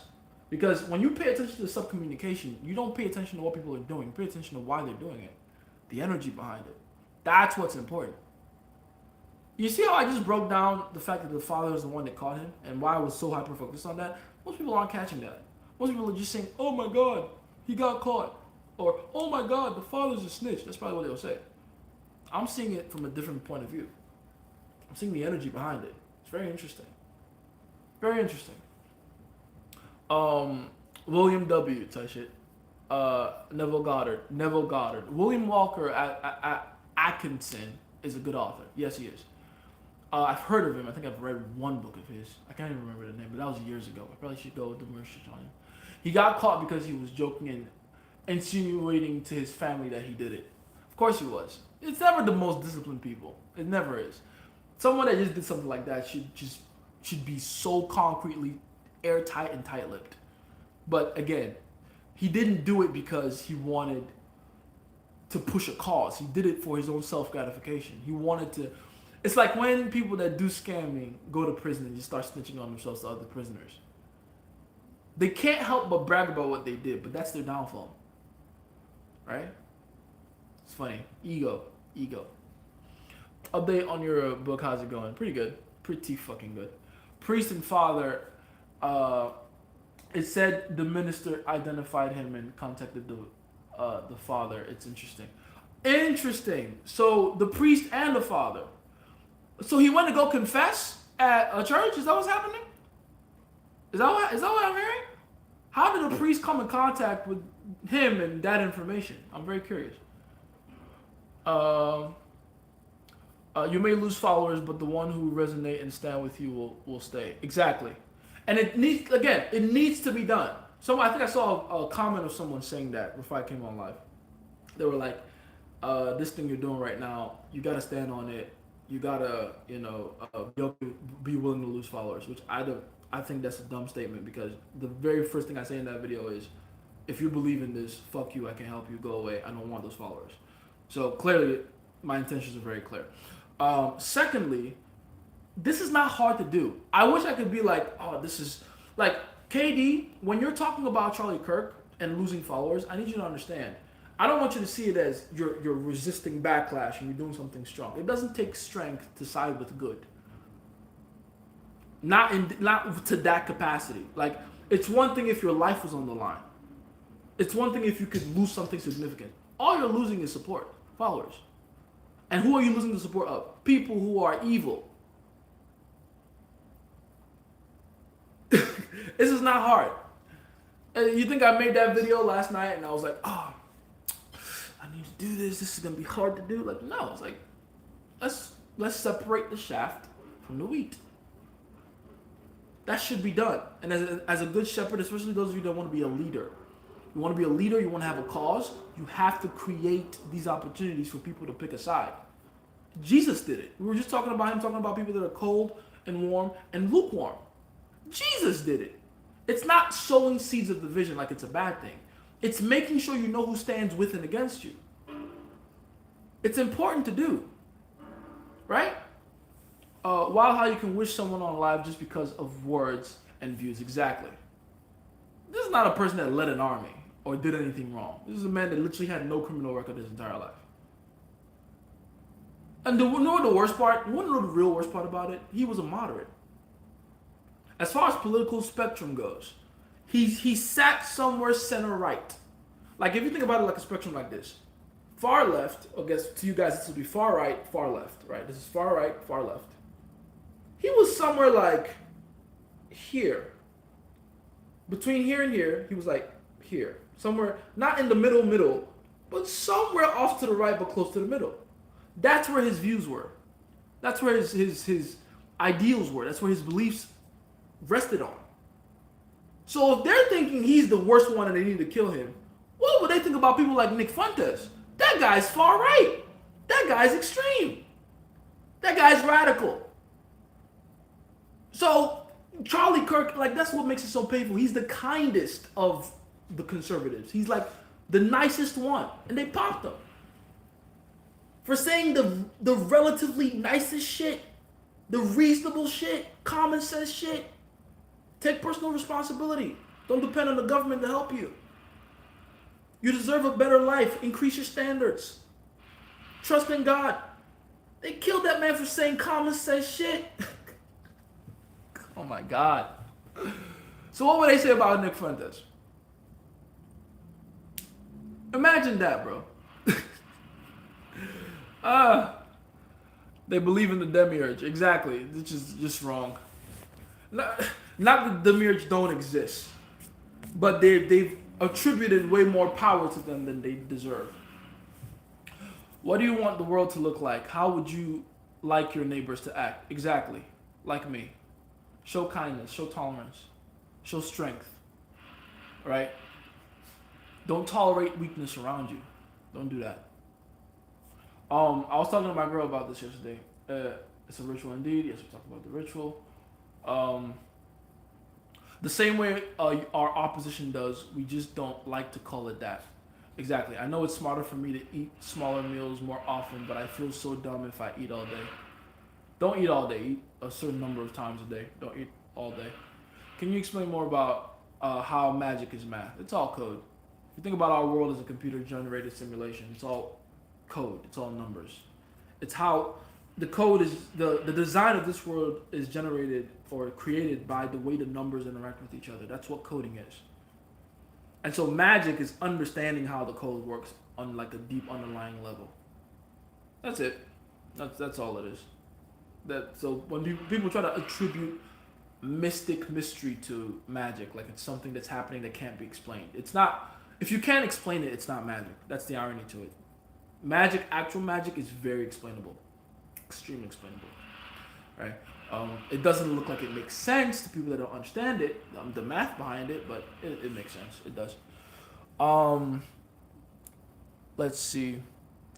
Luckily, I don't know. Man at the Garden on YouTube sub. Oh, what's going on, J22? Man at the Garden on YouTube, on TikTok. I mean, uh, had a friend who loved calling himself good, but ran away and left my brother to get robbed by four guys at night. Exactly. Those are the good people, right?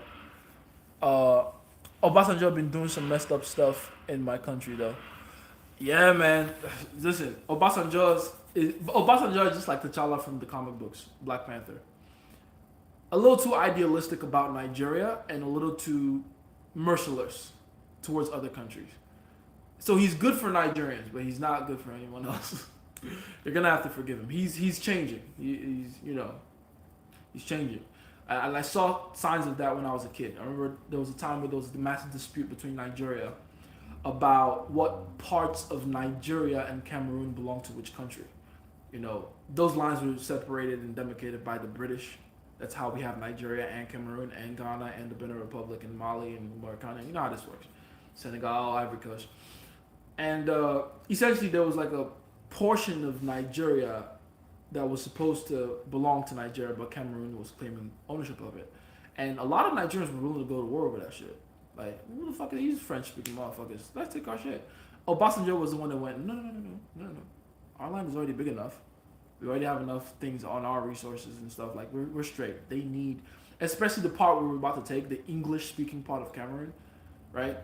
Which is the more oppressed part of Cameroon because of how the French government treats those people there. Obasanjo was like, nah, let them have it. Let them have it. So you see signs of mercy here and there, but he could do a lot more. He could. How to become a strong man in all forms, any habits or systems. It's only one habit you need.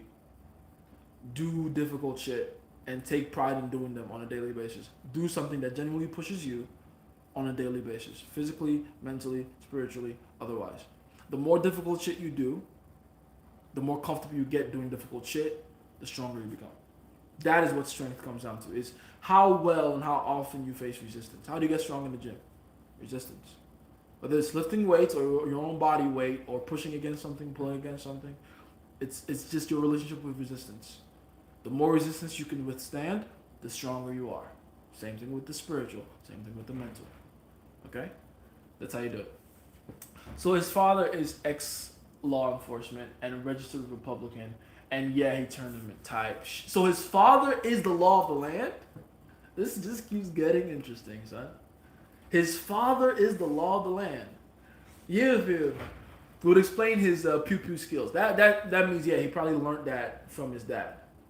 Probably learned that. I mean, he kind of missed a little bit. I don't think he wanted to go for the neck. He probably wanted to go for the head, but, spiritual significance had to step in. But yeah, crazy shit. Interesting. So his father is law enforcement. Very cool. That means the father pretty much feels a lot of guilt, because that means his dad probably taught him how to use weapons like that, right? Taught him and didn't teach him enough. It's so funny. I was just listening to Prophet Lovey, and he was talking about that with his own kid and how he taught his kid how to use pew-pews. I'm on YouTube. I can say guns. Well, I can't say it on TikTok. Oh, sorry, TikTok. He was teaching his son how to use guns, and he said specifically, because he was talking about understanding, right? He was teaching his kid how to use the gun, but not just how to use it for the sake of the mechanics of it, but how to be responsible with it, understanding that you shouldn't be scared of it, right? Because it only becomes dangerous in the hands of someone that is reckless or that has bad intent, right? Evil intentions. So Prophet Lovey is a father that teaches his son not just how to have power, but how to use it correctly. This man that turned his son in is a father that taught his son how to use it, but didn't teach him the significance behind it, which is why he is going to use it incorrectly. Wow. That's interesting. Oh, man. I know it's smarter for... Oh, you're no one. Yeah, that's one of the reasons I like halal food. They bless the food on in their own way. Always bless your own food, regardless of food. It's not their food to consume. Always bless your own food. You know, you said halal, so you're Muslim, right? You guys bless your own food, right? What happened to Kirk is no different from an open declaration of war, and how it's uh, dealt with will determine the future of the country. Yes. Remind me of how God teaches us before giving us power. Deep. Oh, very good stuff. Amazing question. There's a reason in the Garden of Eden, God told Adam and Eve, "Don't eat of that tree of the knowledge of good and evil." People think He did that to like tease them or to like test their faith and make sure He loved them. No. It wasn't that God don't want them to eat that fruit from that tree. If He didn't want to do that, He wouldn't place that tree there. God is not a man that He would tempt you. God is not the devil that He would tempt you. He did that because He was going to give them that at some point. There was supposed to be a due process to it. You're supposed to be prepared for the level of gift and wisdom that God wants to bless you with. That's how it works.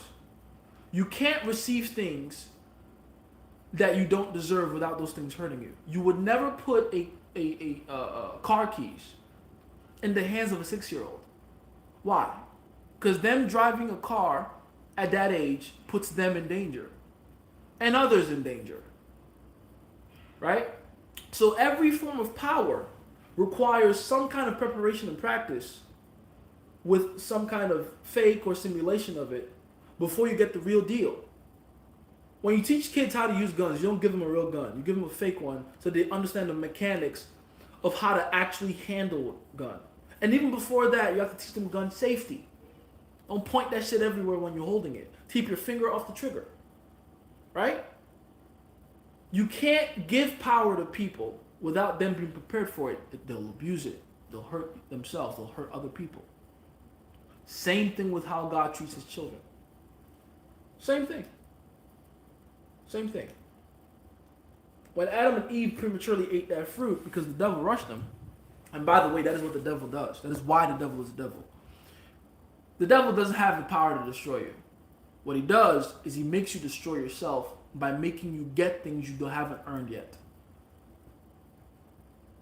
Again, $1 million is a lot of money and can solve a lot of problems. So you put that in the hands of someone with, for instance, a crack addiction, it will destroy them.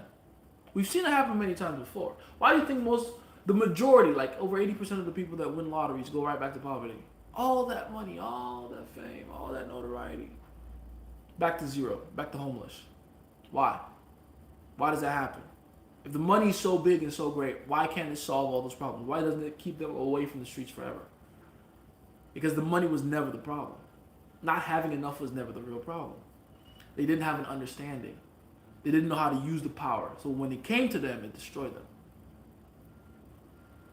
That's how this shit works. See? So yeah, thanks for reminding me of that, Dimitri. It's a very important lesson we all need to relearn over and over and over again. Never allow people that don't have experience with power to wield it. They'll hurt themselves, they'll hurt you. Right? So, yeah.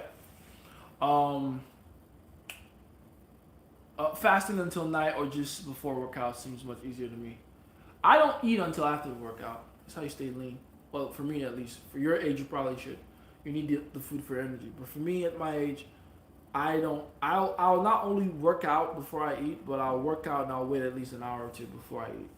So now you really feel the hunger. Now you really feel your body tapping into all the reserves to extract energy. This is especially useful for those of you that want to lose weight. Always let the afterburn effect take place. And by the way, no one ever talks about the afterburn effect anymore. This was such a big thing back in the 2010s, I believe. The fitness industry doesn't talk about it anymore. You're supposed to fast after you're done working out, especially if you want to lose weight. You want to know why you try to lose weight and you keep adding weight, even though you're working out so hard? Because you're replenishing all the calories you burned in the food you eat right after you eat. Right after you're done working out, I mean. What you're supposed to do is work out hard and then stay in the fasted state. I'm saying 2 to 3 hours, but really, for the majority of people, especially if you're trying to lose weight, you got to stay fasted another 5 to 6 hours after you work out. And if you're like, well, I work out at night and I have to sleep right after, so I have to eat. No, that's even better. That's why it's called break fast in the morning. The longer you stay after you work out without eating, the more your body is forced to pull on the excess reserves, aka you're fat. And that's how you get skinny very quickly. Right? Not to say that getting skinny is the goal, but that's how you drop a lot of weight very quickly. Okay? Um, let's see. I feel like I have to stick out a lot, and maybe it hurts me more than it helps me. I feel like I suffer from wanting to stick out a lot. Why do you want to stick out? I don't care that you want to stick out, but why are you desperate for that attention? What's going on there? The chance, repetitive prayers, body posture, it's the intention behind it. Some do it for bad. Yes. Some do it for bad, but it's always the intention behind it that matters, okay? Okay, let me come back to YouTube. Let's see. A good question, how do I tell my girlfriend my boundaries, for example, not wanting her to post Instagram pictures of her looking like a 304 without coming off as needy and jealous? You want to know why you're concerned about coming off as needy and jealous? Because you are. Telling a girl what to do with her social media is not your boundaries. Those are expectations. You can only place boundaries on yourself, not other people. Anything you try to place on other people is not a boundary, it's an expectation. If she has to change her behavior to suit your needs, that's not a boundary. That's an expectation. You're trying to manipulate her into changing how she wants to behave. Now, I'm not saying that's a wrong thing. In fact, the whole point of relationships is fucking influencing your girl. You should do that. However, you got to be honest with yourself what you're doing here. Second of all, I would address why you want her to not look like a 304 on Instagram. That's what you saw and you liked, right? Why are men so dishonest with themselves? You saw that Instagram and you were like, she's fine. So you liked it. That's why you're here. So why are you like, oh, now I got to change it? Again, I'm not saying you shouldn't. I'm not saying, whatever. If anything, if your girl is really invested in you, she will naturally just stop posting on Instagram as much. That's what actually happens in real life. You don't have to tell them to stop. When they find a guy they actually love and they believe is consequential in many different ways, they're naturally going to stop their trying to seek attention ways because they know the only attention that actually matters is you. Does that make sense? You become the focus. You become the source. You become the all to them. So if that's still happening, that means you're just not that guy in her head. With that said, though, it's more about you. Like, understand why you want to do that. Like, what are you scared of? You're scared another guy will see her and be like, she fine. The way you did, and then take her from you? And if you are scared of that, then why are you terrified of a guy that doesn't even exist yet? Why do you already assume you'll lose your girl to a guy that doesn't even fucking exist yet? Or maybe it's not a fear of losing her. Maybe you're like, oh, I don't want her to look like a whore out here. It's embarrassing me. Well, you got with a whore. And that's okay. Whores are nice. Don't be a hypocrite. You're the one that chose the bitch. Her Instagram was there the whole time. So what happened? All of a sudden you don't like her whorey ways? Her being such a whore is why she can throw back on you the way she does. Be grateful. That's what comes with it. It's okay. It's fine. You're focused on, you're hyper focused on something that doesn't matter. Okay, you're fine. Stop being needy and jealous. You feel me? Hey, just have a question. What does it mean when a girl is super flirty and almost down to fuck while chatting on Tinder, but when I meet her, she's too reserved and shuts down any flirting attempts? That means that you are not the same way in person as you are on Tinder. That's your fault. It's almost always going to be your fault when it comes to that. Because women go off of your own energy. If she looks at you and she checks your vibe out and the vibe you're giving her in real life is not the same as on Tinder, something is off with you. More than likely what happened is you were very man to woman over text and you weren't that way in person. I see that happen all the time. Guys are like, oh yeah, on text we're going so sexual, this and that. And then in person you meet her and you're like, hi. All right? What you should do, and I cannot stress this enough, if you've been sexting a girl, you've been getting very sexual over text, over phone, or voice notes or whatever, don't meet her in person and just go nice to meet you. Grab her, like even tell her this, like, listen, the moment I see you, I'm going to fucking hug you and grab you so tight, you're going to feel like you got violated. Tell her that. And then when you see her in person, stand on that shit. Even better if you're doing it in public and people are watching. You probably went there in person with limp dick and she was like turned off by that. Like, ugh. I thought he was a man. So keep that in mind. Let's see. Uh, can you explain some? Oh wait, I read that one. My bad. There we go. Intentional.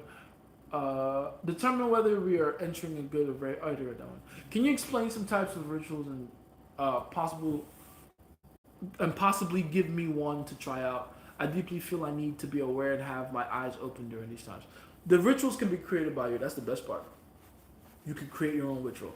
There's only three things you need to look out for if you want to create a ritual. Only three things. One, it's something that's difficult for you to do. So that way you can invoke emotion. That's why sacrifice is such a big part of rituals usually. Right? The sacrifice is what allows you to become emotionally invested in it. So do something difficult to make the ritual happen, to set up the ritual or during the ritual. So either go on a fast or go and try to find an item that you know is difficult to find but you need for the ritual. Make it a necessity for the ritual. And go about doing it that way. The second thing you need is to have a certain goal with the ritual. Like you can't have a ritual for many different things at the same time. It needs to be a very specific priority. Right? The more specific, the better. The more specific, the better. And it kind of ties into the third thing, which is you should have a state that you should be entering because of the ritual, because of the completion of the ritual. I'll give you an example. Here's a quick ritual I do from time to time, all the time. I will tell myself I'm about to go into the cold shower and stay in a cold, like blistering cold shower for 10 seconds. That is not easy to do. That's very painful, especially if you're doing it during the cold weather.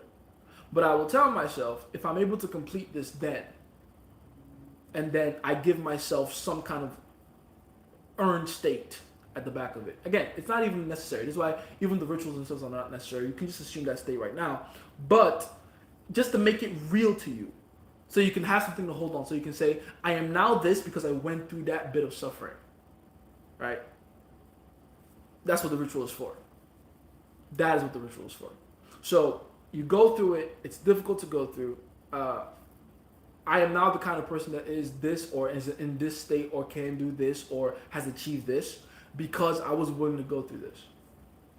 And then do it. And make sure it's hard. The harder, the better. The harder, the better. Use whatever little thing you want to use. Use the shower. I use the treadmill as well. I tell myself I have to be able to run this number of miles in this many minutes or with this split, with this particular time split for every single mile. Right? And then guess what? Sometimes I don't do it. And that's another thing. If I tell you go do a 10-second cold shower ritual, you might not be able to stand in there for 4 seconds. But that's the point. Now you have to build yourself up to be able to work your way up to 10 seconds. The process of doing that, whether it takes days, weeks, or months, that in itself becomes the ongoing ritual. And then you can tell yourself, the moment it happens, I'm there now. Now, again, you can see how this takes a lot longer than just assuming it in the nap, right? But, yeah, that's really what a ritual is. Let's see. But isn't that a spoon of power dangerous? Johnny would feel powerless without the spoon. Becomes a walking stick. Nah, not even. It can be only. I mean, think about how much power he feels being able to give it to someone else. You know, for those of you that are new to life, don't know what I'm talking about there. But yeah, it's not dangerous in that way at all. If you're the one giving the power, you can never be powerless. I asked a question on YouTube as Tough Grit because it was a little too long and put it here. Oh, okay, I see. I didn't know we were Tough Grit on there. I was gonna clip farm. You crying about a spoon. That's a really good story. I'm gonna use that. Yes, indeed.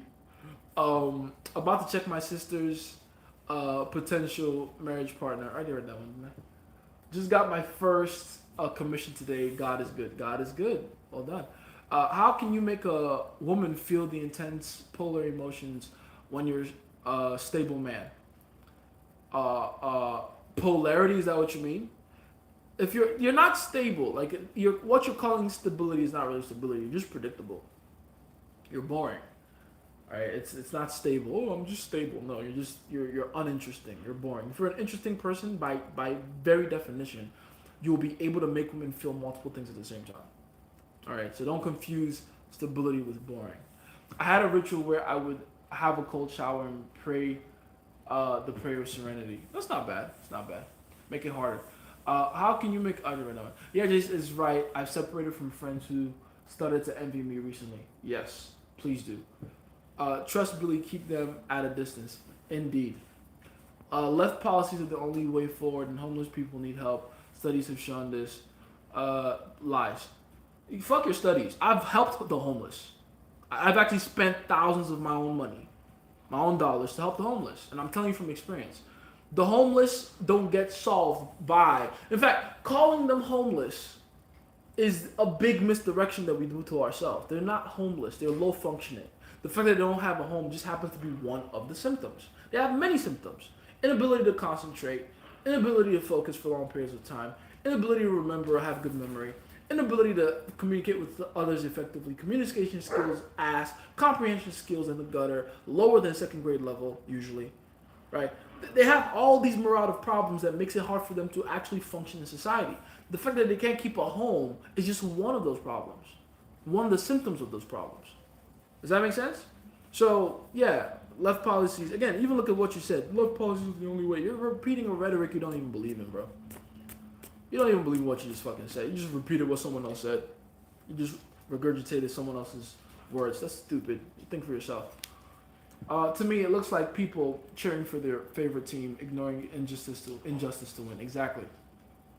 I think a long-term solution involves investment in people. Investment in not just people. I would love to say education, but whenever I say the word education, people think I'm talking about school. Mm-mm. School and education are not necessarily synonymous. I know we think they are, they're not. But I'm talking about education. I'm talking about education in the things that actually matter. Why do people go homeless or other things like that is because they're not educated enough on what's actually going on in their lives.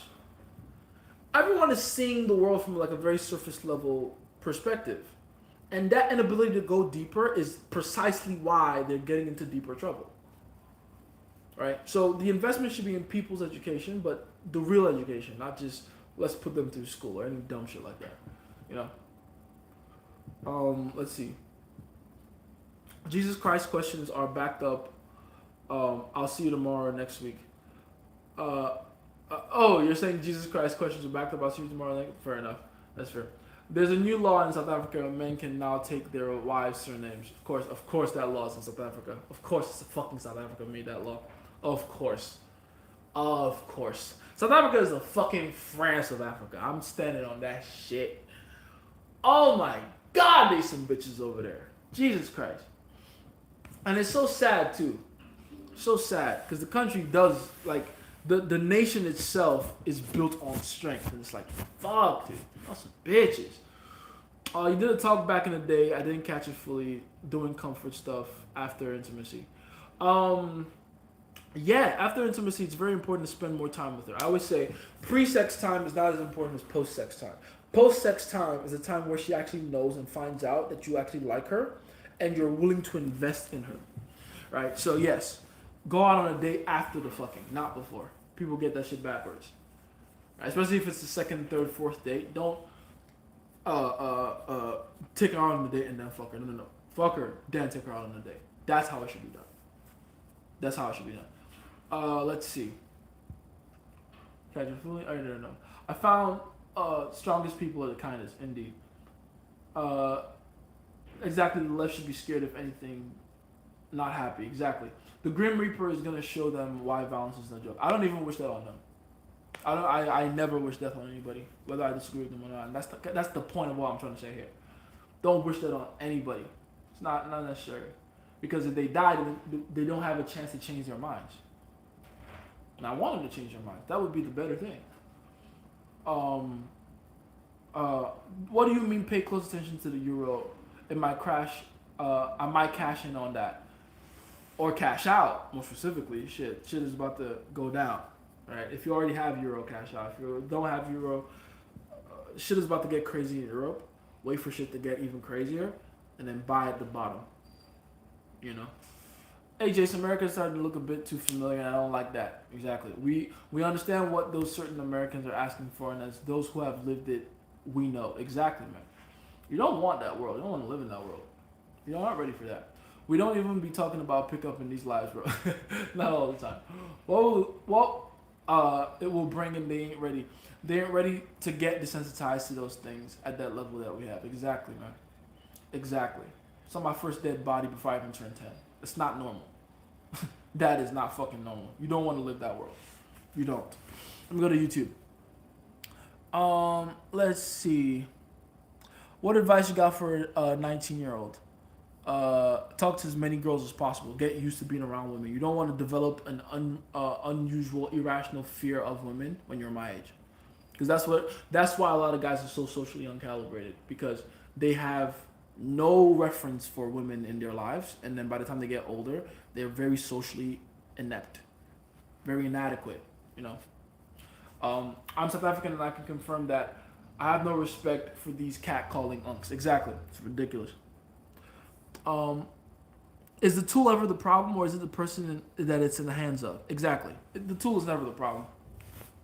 Even the tool that's created specifically for evil and violent intentions is still ultimately useless until it is used by someone with evil and violent intentions. It's never the tool. Never blame the tool. You feel me? Bro, trouble bragging.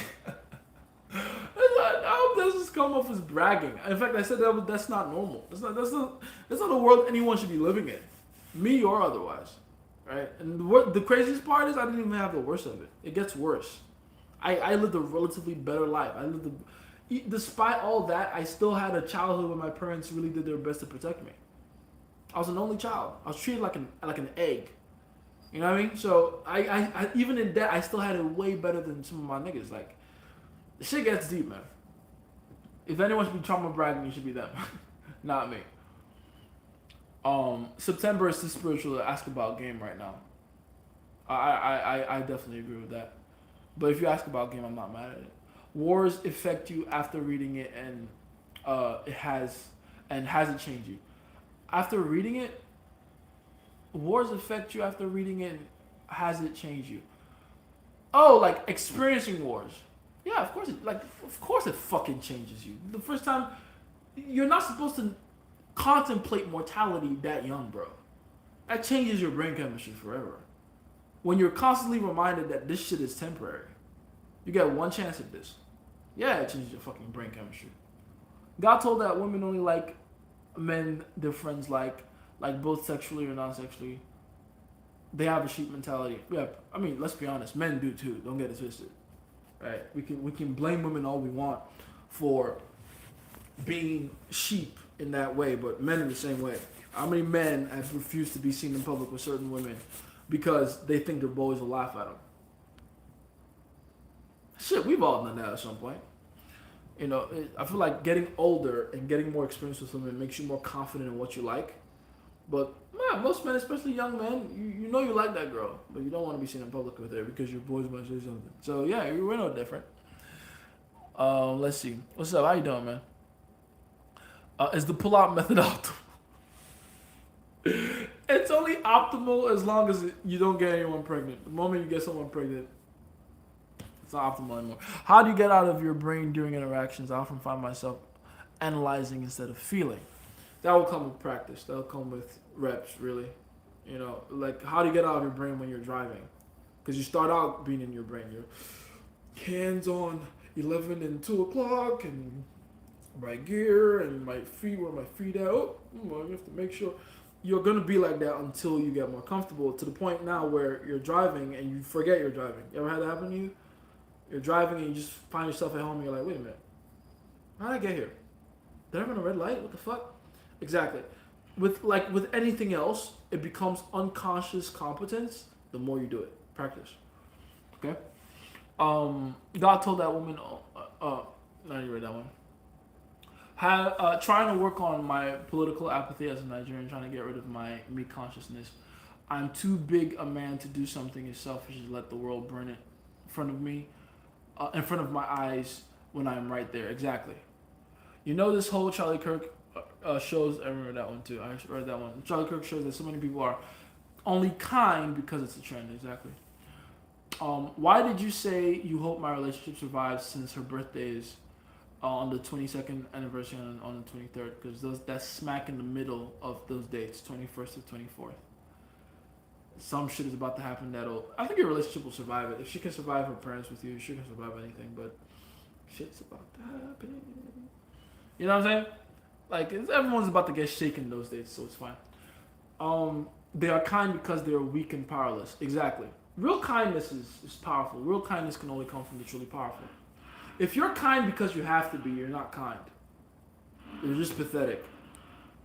Real kindness comes from people who have the capacity to be evil and choose not to be. That's kindness. You feel me? I'm asking from curiosity, not from fear. If the relationship dies, it dies. I know.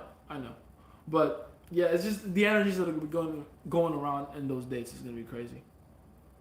I hate reactionary kindness and generosity.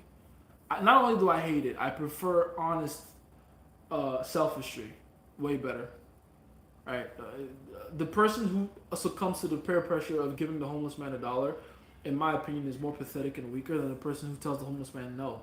Fuck on my face. That's way better. Way better. You know? They're LARPing, indeed. Speaking of Israel and Palestine, what's your take? I've already given this take 1 billion times. Those two countries have been warring since the beginning of time. Right? Their war is way spiritual in more ways than one than we realize. That they're going to try to genocide each other. That it's too much blood spilled and too much beef there for a long period of time. Please don't think it's about it's this land and this. No, this is the war that's been happening now for almost 5,000 years. Quite literally, like it's literally recorded how it started in the Bible and the Quran. All right, so yeah, that's a lost cause. Anyone trying to intervene in that, you're wasting your time. Let them sort their differences out. You know. Let's see. My girl always says being good is hard. Yes, like I said, keep her. Dude, literally look at places in Europe like Norway where homelessness is being addressed. Oh no, it's being patched. That's not. They're solving the homeless problem in terms of they're not on the streets anymore. But what's happening to those people? Have you done any research on that? Perfect example right there of what I'm talking about. That's not real goodness happening there. It's patching. You're patching. You're sweeping the streets up to make it look clean. But you're not addressing why the dirt is showing up in the first place. And especially those left-leaning countries like Europe. Motherfuckers really try to paint those countries like they're oases. Like they're paradise. Oh, look at these places. They're ass. They're fucking ass. Everyone there is miserable and doesn't want to just speak on about it. It's miserable over there. Why do you think France is collapsing right now? It's miserable. Then they're tired of pretending like it's not.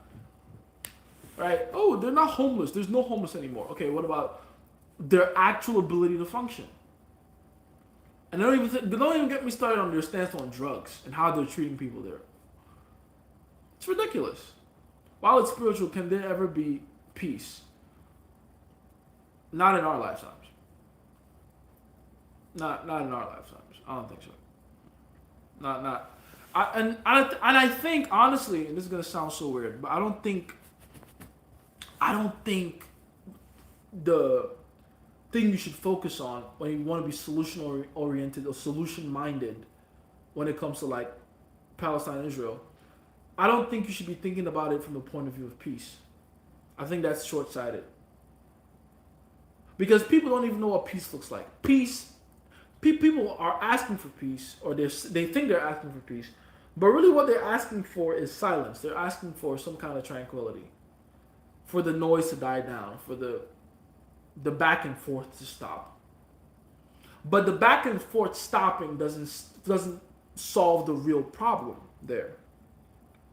The real problem is both people believe they have equal right, or more right, really, to the same thing.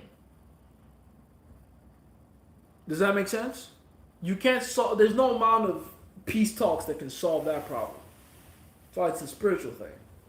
Something significant and grandiose has to happen for both sides to now be like, okay, either we're going to share or one side is going to give up that thing to the other side. But it's not going to happen because both sides are just like, because even if you get them to stop trying to off each other, there's still the issue of that thing, like why they're fighting in the first place. You see what I'm saying? So, do your research. You made me want to be better. You made me want to be better. Yes, you're welcome.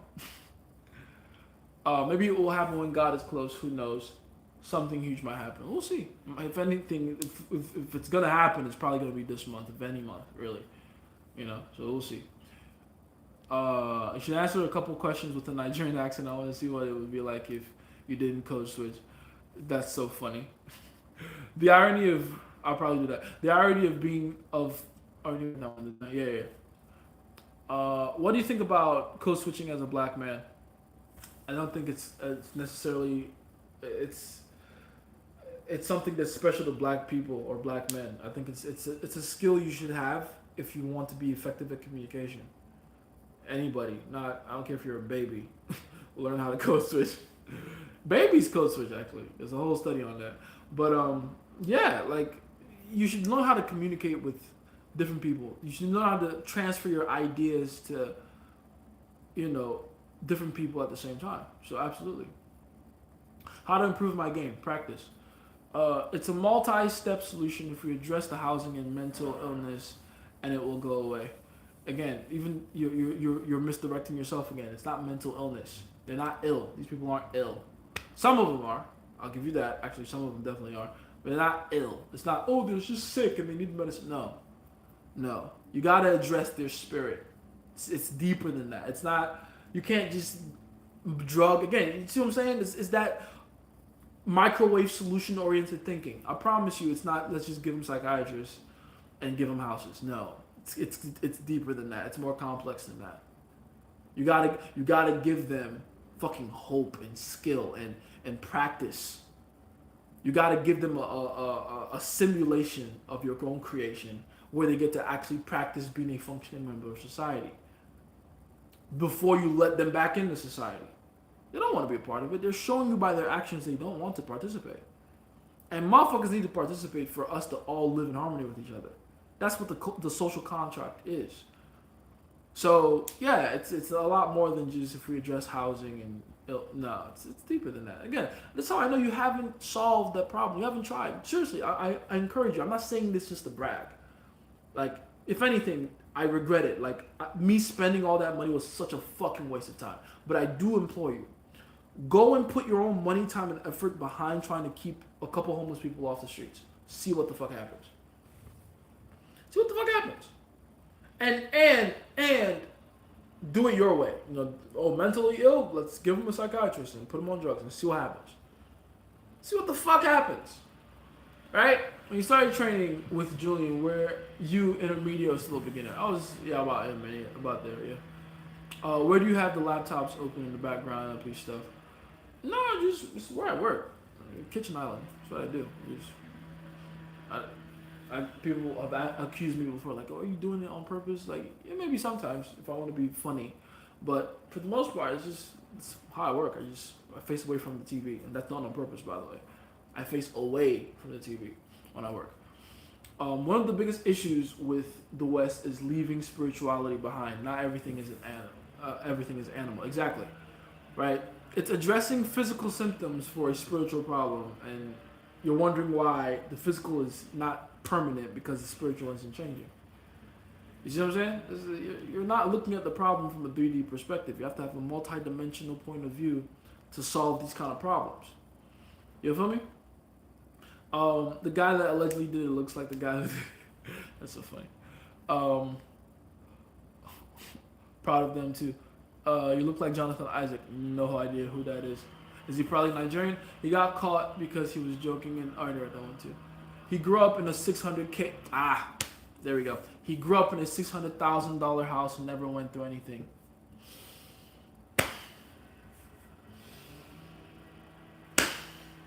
Those who have never suffered are the most urgent to spread suffering. Those who have never suffered are the most urgent to spread suffering. I hate being right, man. I hate being right.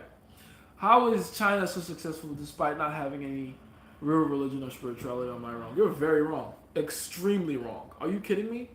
China, of all the countries you can mention, don't have a spirituality? China. Their entire system is based off of all their spiritual beliefs and superstitions. There's a whole Chinese zodiac system that they all very much believe in and follow. Like in the West, astrology and shit like that is like a feminine thing. It's the girls. It's for the girlies. In China, it's everybody. Their entire Chinese New Year and calendar is based off of their zodiac system. Are you kidding me? Meditation comes from them. God damn it. Are you fucking kidding me? You ever heard of monks? Bro, y'all just be saying shit. What the? I can't believe you said that. It's not even just uninformed. It's just, even paying attention to their entertainment alone will let you know that. Like, China's deeply spiritual. Deeply spiritual. Like, uncomfortably spiritual, actually. Uncomfortably. Like, so spiritual, dude. Very spiritual. I'm saying uncomfortably spiritual to just, like, get the point across. There's no such thing as uncomfortably spiritual. But you get the point. Like, hell yeah. They're very spiritual. They're spiritual people. They move with spirituality first. You can see their Chinese numerology written all over all their moves. All of it. No, anime is from Japan. But Japan is very spiritual as well. Yeah, don't get it twisted. They have an animalistic side, but they're very spiritual as well. As a black man myself, see no reason to celebrate the death of the man, whether I liked him or not. Exactly. Anytime my friend shows me a video of a typical leftist chick, I always tell him I could change her opinions in a date. You could. Very easily too, actually. You could do that? FYP? I didn't know that was a thing. Hashtag FYP. Shout out to Kenzie, the sweet guy. Shout out to you. Can you explain how to see these principalities? You can't see them physically. That's what you're asking. It's not a physical thing. It's spiritual discernment, which is just a way of saying catching the underlying things that other people can't see. So when you're having a conversation, there's many different layers to the conversation. You can be focused on the actual words, the content, or you can be focused on the underlying meaning behind the conversation, the context. Right? Being spiritual is essentially having super context, visual prowesses, if you want to call it that. Oh, they seemed close in philosophy. Yeah, not too far off. They've had a lot of beef with each other, though. We can get into China versus Japan on a different date. His pops trained him to use guns at an early age. Could this have been avoided? His pops trained how to use guns, but he didn't train him on how to use guns the right way. He didn't make him deserving of the power before he gave it to him. That's what happens when you allow people that shouldn't have a certain kind of power have it before they get it. That's really what it comes down to. Let's see. True, indeed. For our struggles is not against flesh and blood, but against the rulers, against the authorities, against the darkness and principalities of this world, indeed. You probably read the Kabbalah. You know the funny thing? No. Actually, no. But I've heard about it, and apparently I mirror a lot of the things. But it makes sense, though. It makes sense. Like, the truth will find you regardless of how you come in contact with it. You feel me? Let's see. Kind of crazy to confess in a church. Did he confess? Did he really confess? Tap in with One Piece in the future. It has good examples of protectors and providers. If you want to, of course, I will have. I'm waiting for them to create One Piece. You know, like really flesh it out correctly with new animation, and I'll get into it. I don't want to go through the fucking repeating the same thing over and over and over. My time is too precious for that. I can't leave this earth and be like, okay, let me look at what I use my time for. Oh, about half of it was One Piece. Fuck out of here. You know? Bro and Chuka are watching you, bro. And Chuka. Oh, that's my boy Meek. What's going on? That's my boy Meek. I went to school with that kid. Chuka, that's your brother. How's he been, man? How you guys been? What's up? How y'all feeling? Entertaining to watch whenever a clip comes up, type shit. You've always been like this, bro. Inspiring. Thank you. I try to be, man. Thank you. That's the guy I went to high school with, by the way. So you guys know, I've always lived like this. I've always been. It's gotten me in trouble a lot more then you realize. Ask him. You know, I've literally been in all kinds of ideological battles all my life. How do you get rid of constant fear and anxiety, a near-death experience? Nah, it doesn't have to be that, honestly. You have to understand where the fear and anxiety is coming from. Fear is the language of the unknown. The reason you fear something is because you don't know enough about it. Simple as that. Once you know about it, once you can actually differentiate what's real and what's not real about it, then you understand the power you have over it. Because my favorite quote ever from Naruto is Itachi: all jutsus have a weakness. And the same thing exists with the real world. All quirks have a backdrop or a drawback. All jutsus have a weakness. All yings have a yang. So everything you fear has some kind of hole in it. Once you find that hole, you can't be scared of it anymore. Simple as that. Simple as that. Let's see. It's funny how people who are slaves to the legislation think they can handle war. Exactly. Like, motherfucker, you're not ready for war, man. You're not ready. The more I hear about essay, it's no surprise that Niger boys went over there and started monopolizing. Yeah, it's unfortunate, but it's true. Yeah. Oh, more big booty essay bitches for us. Yay. Let me go to YouTube. Let's see. How do I get already read that one. Should you ever settle for a woman and would we is there more to that question? But no, you shouldn't settle.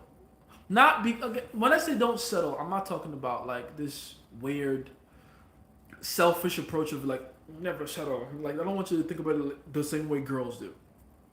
When I say never settle, it's make sure you hold yourself to the standards that you actually want to live by. Don't make decisions from a place of scarcity and fear. Make decisions from a place of abundance. Listen, I talk a lot of shit about unattractive women. I do. It's the truth. Because I like attractive women. I prefer that in my life. With that said though, if you want to date an ugly woman or a woman that I don't personally find attractive, that's cool too. Don't let me change your opinion on that. I know guys that like facially challenged women. I know guys that just love butter faces. I know guys that like super unnecessarily thin real women.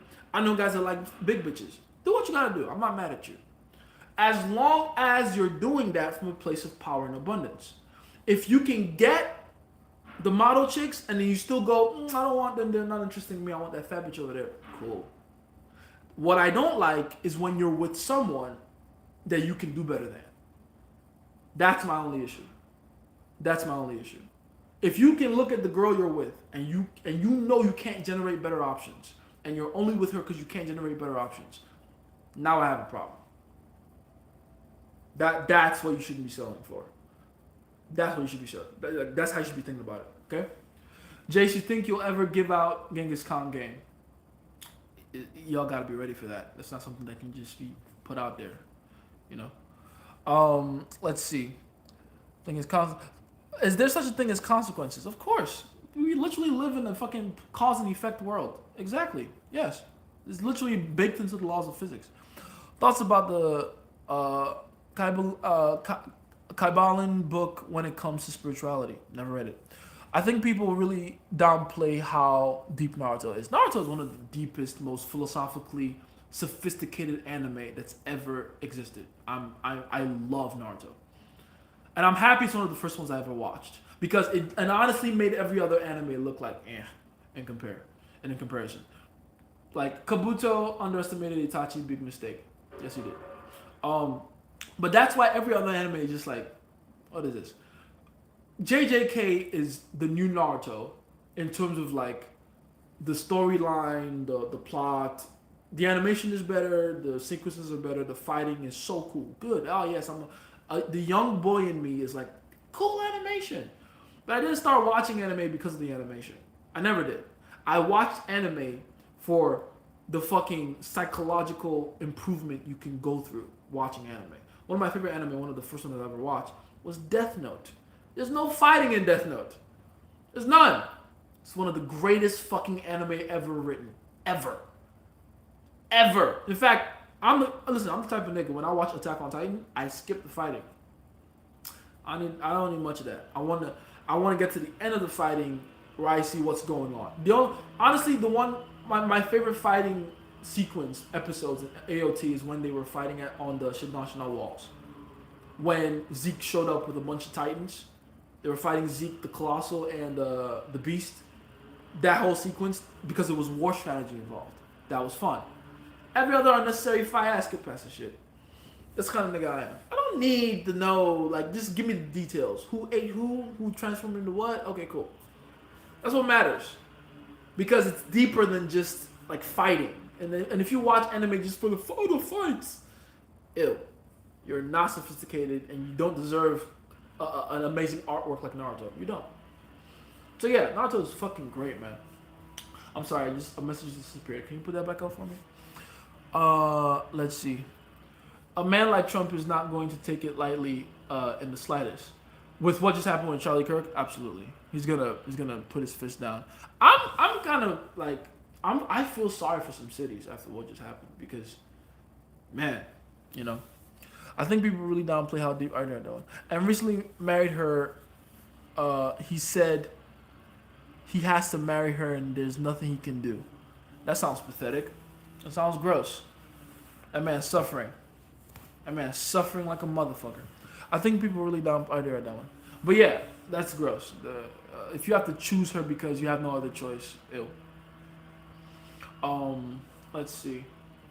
You should be a politician. Nah. Politics? Nah. I'm gonna tell you why. Okay, I'll put it like this. Do I love my country? Yes. Do I think I can make some significant changes? Yes. Even now, do I think as I am now, I have the skills and the foresight to make significant changes? Yes. Yes, I do. Here's the thing, though. I would have to change so much about the system that I would not be seen as a politician anymore. I'd be more like a dictator. In fact, that's what I believe. Let's talk about Nigeria for a second. You want to know Nigeria's biggest problem? I love my country, so I can speak on this very freely. There hasn't been and will never be a better anime than Naruto. I'm gonna have to agree with that, honestly. I'm gonna have to agree with that, but we'll get into that later.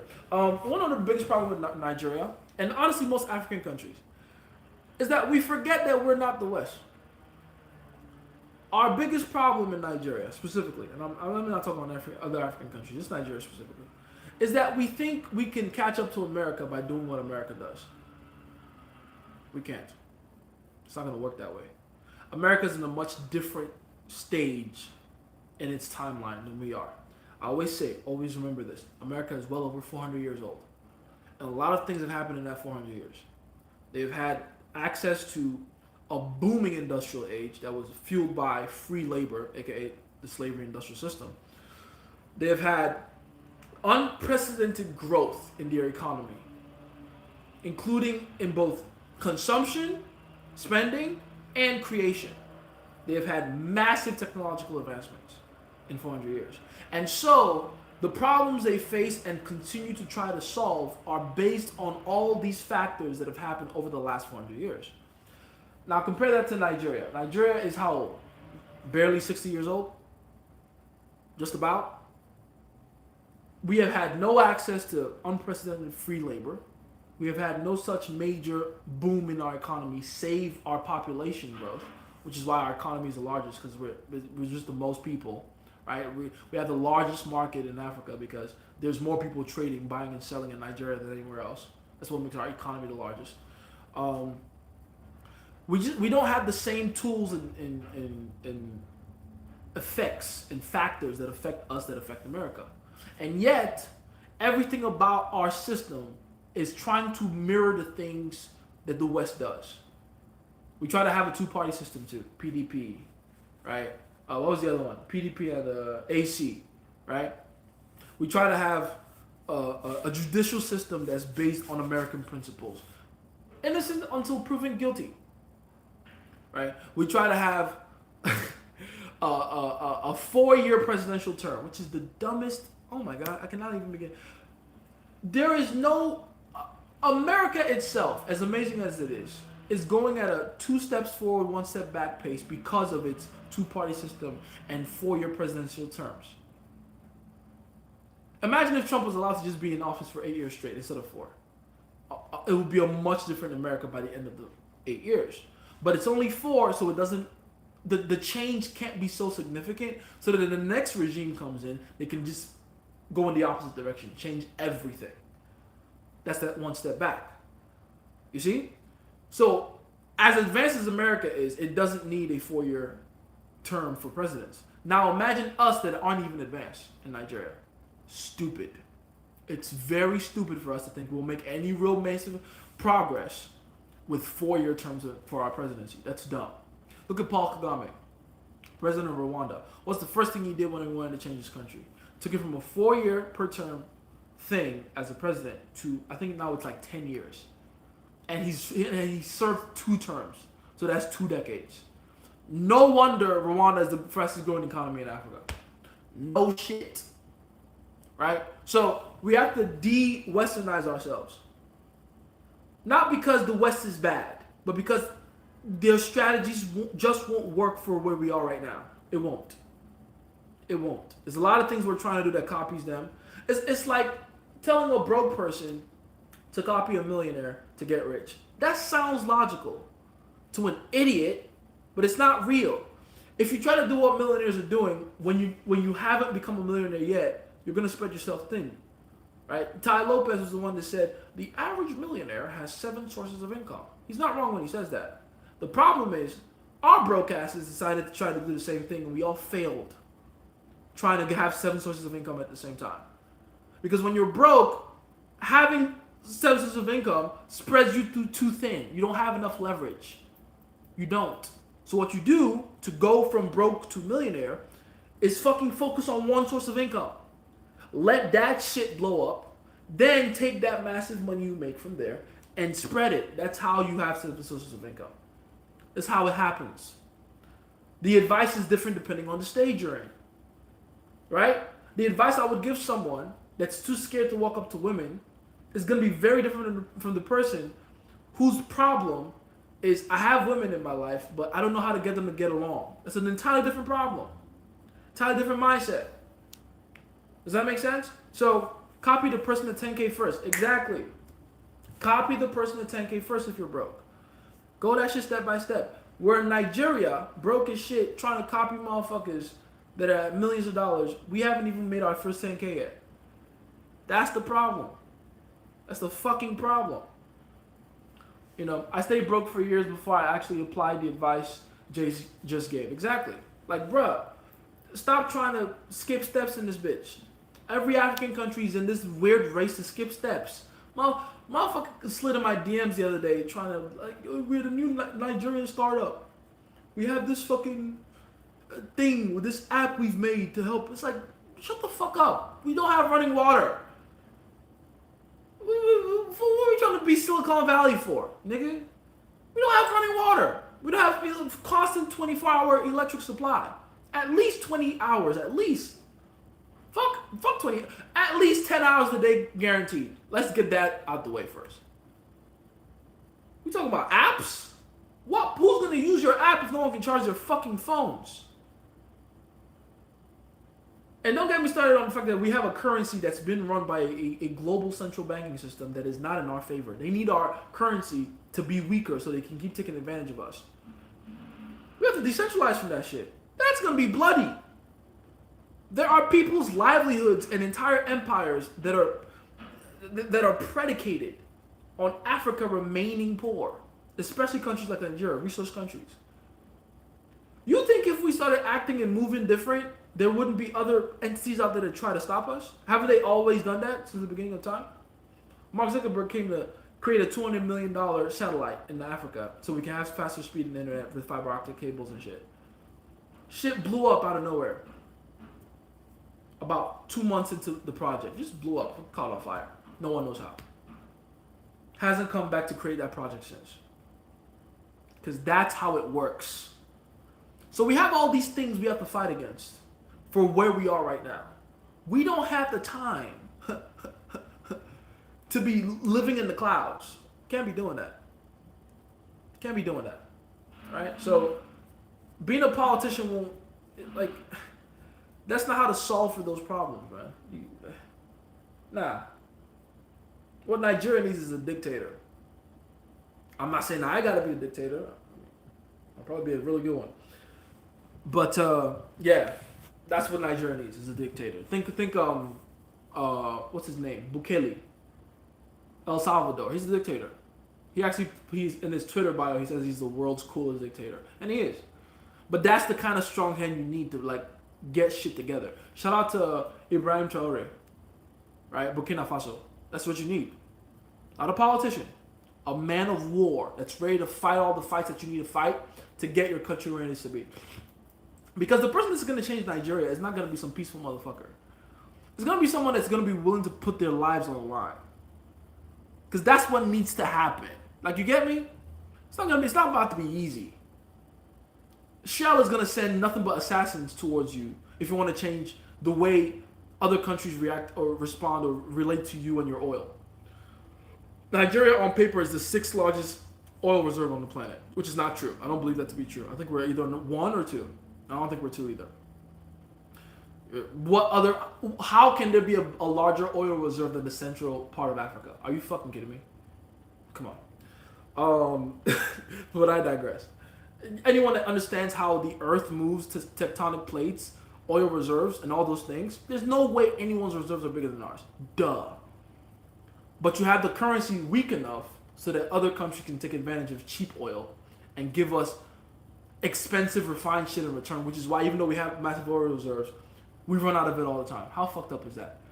Oh, Dimitri, there we go. Thank you. Need your feedback on my current product since most of my customers are from Africa. I'll gladly. Hit me up on WhatsApp. I finally connected my 2 phones to my WhatsApp account. I was having trouble with transferring that from my 7 to my 9. Google Pixel 7, Google Pixel 9 Pro XL. Having trouble with that before. But do you think a country like SA also needs a dictator right now? Yes! All African countries need a fucking dictator. There's no African country that doesn't need one. Every last one of them. Every last one of them. Hold on. Yes, every last one of them. I was thinking about the North real quick. Especially them, honestly. Especially them. They need a dictator too. We all need it. The problem is, once we all have dictators, it increases the tension between us. But it's necessary, though. It's necessary. You know? So magicians are essentially programmers. Yeah, pretty much. Literally. Let's see. Shows how little emotional maturity they have. Yes, the people that think about that with Charlie Kirk. Exactly. Chuck said so. He's here. He's here? Shout out to Chuck. Chuka, I'll find out. How you doing? Is magic just cause and effect? Yes. But what makes magic and why it's so mysterious is people don't understand how the cause works. So they think the effect is a mystery. Right? That's why it's like, oh, magic. But it's once you understand the cause, you understand the effect. You know? Oh, we can cancel our Zoom subscription now. School's live feature is here. Really? Cool. Interesting. Good to know.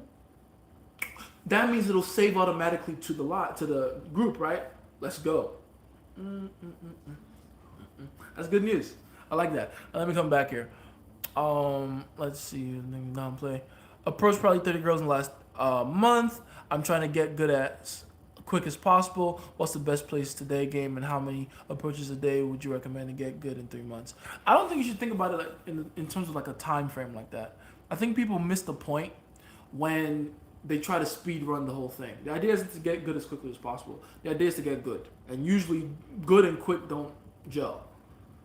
Right? So I would say get good at paying attention to each part of the game. Get good at working on each part. Get good at openers. Get good at creating tension. Get good at creating comfort. Get good at giving heartfelt compliments. Get good at cold reading. Get good at communication in like a smooth and playful way. Get good at these different aspects and really isolate for these specific factors so you can get good at each one on your own. Take out like a whole week for each one. You know, this week, tension week. How much tension can I create? This week, comfort week. How quickly can I create comfort? This week, emotional relevance. This week, playfulness. I just want to play with bitches. You know? Do it like that. Thoughts on John Anthony? He said, the saint and the sinner and the ex-players and Locario when it comes to game and how different their philosophy is from yours. Only person I trust there is Locario. He's the only one I can really co-sign. John Anthony is a psychopath. Saying the Sinner is a fraud. FitX Fearless doesn't have any game. That's the honest to God truth. If you want me to be completely honest, I try to force getting good. And by the way, let me go a little deeper into that. John Anthony has a lot of inner demons, and it shows in his game, and it shows in the way he talks about game and other people. So I wouldn't even touch him with a 10-foot pole. Satan the Sinner is a fraud because he's too much of an overcompensator. He tries too hard to be something he's not. I think he means well. I think he's a good guy. I really do. I like the guy, but he needs to drop the act. It's cool to not be cool. You can tell like he's that nerdy kid that's trying to be like the cool guy now. It's like, listen, we're nerds. It's okay. We don't have to be the coolest people. It's okay. We're nerds. It's cool. We like anime. We like nerdy shit, comic. It's okay. Stop trying to be like, oh, I'm the coolest move. Like, nah. You're just a guy. You're Marquette Devon Burton, and I like you, but chill the fuck out. Who else? FitX Fearless has finally found his calling. I've been telling that motherfucker, just stick to fucking self-improvement. That's where you need to be. Stop trying to give niggas opinion and fucking advice on women. He doesn't know what he's talking about when it comes to that. As long as he sticks to giving young men advice on business and self-improvement alone, he's golden. When he starts trying to talk about my shit, get into my world, just compared to me, he's just not gonna win out. You know, he's not gonna bring anything valuable. He's gonna be like another red pill guy that just regurgitates the same thing, the red pill talking points over and over again. He doesn't know what he's talking about there. Just stick to self-improvement. And then who else? Oh yeah, Lucario's a fucking G. Lucario's an OG, man. Lucario's a guy. Lucario is the only one that has an actual game philosophy there. That's why he's the only one I can co-sign. The other guys don't have a philosophy, and that's the point. John Anthony doesn't really have a philosophy. He just has his own system that he really has a lot of faith in. And I'm sure it works for him, but clearly it's destroying him. He's an alcoholic. Saying the Sinner has a lot of amazing advice for young men, as long as he doesn't try so hard to keep looking so cool. And then FitX Fearless has amazing life advice and business advice. He's a genius, actually, when it comes to business. He's a fucking genius. But again, he doesn't know what he's doing yet when it comes to women. He'll figure it out, though. FitX has no game. I would like to see you have a debate with him. It wouldn't be a debate. That's what I'm saying. Like, what would he say on my level? Come on. I like the guy. He's Nigerian too, right? We grew up in the same place. He's from Lagos as well, I think. I don't want to fucking make a fool out of him. I love the guy. All these people I'm talking about, except for John Anthony, I really do like. I fucking love these people. John Anthony is the only one that's like, that guy doesn't even love himself enough, so it's useless for me to love him too. You know what I mean? He's the only one I'm like, ugh, that guy's weird. But the rest of them, they're great. They're fucking awesome. They just need to know who they are. Except for Lucario. Lucario knows who the fuck he is. He's the bad boy of the dating game. I try to force getting good for a long time and stay stagnant for a long time. Exactly. Like, the goal isn't to just try to get good as quickly as possible. The goal is to enjoy yourself and learn this thing, man. It's fun. It's a fun thing. Let's see. Thoughts on practicing game visually to test new comebacks, lines, presence, like an athlete would do shadow boxing. Have you tried that? Like, shadow practicing game? Yeah, it's possible. But the problem is, you can only do that. You can only really do that well when you have enough experience under your belt. A lot of men have these invisible conversations with women in their heads that would never happen in real life. You see that a lot with men who are newbies.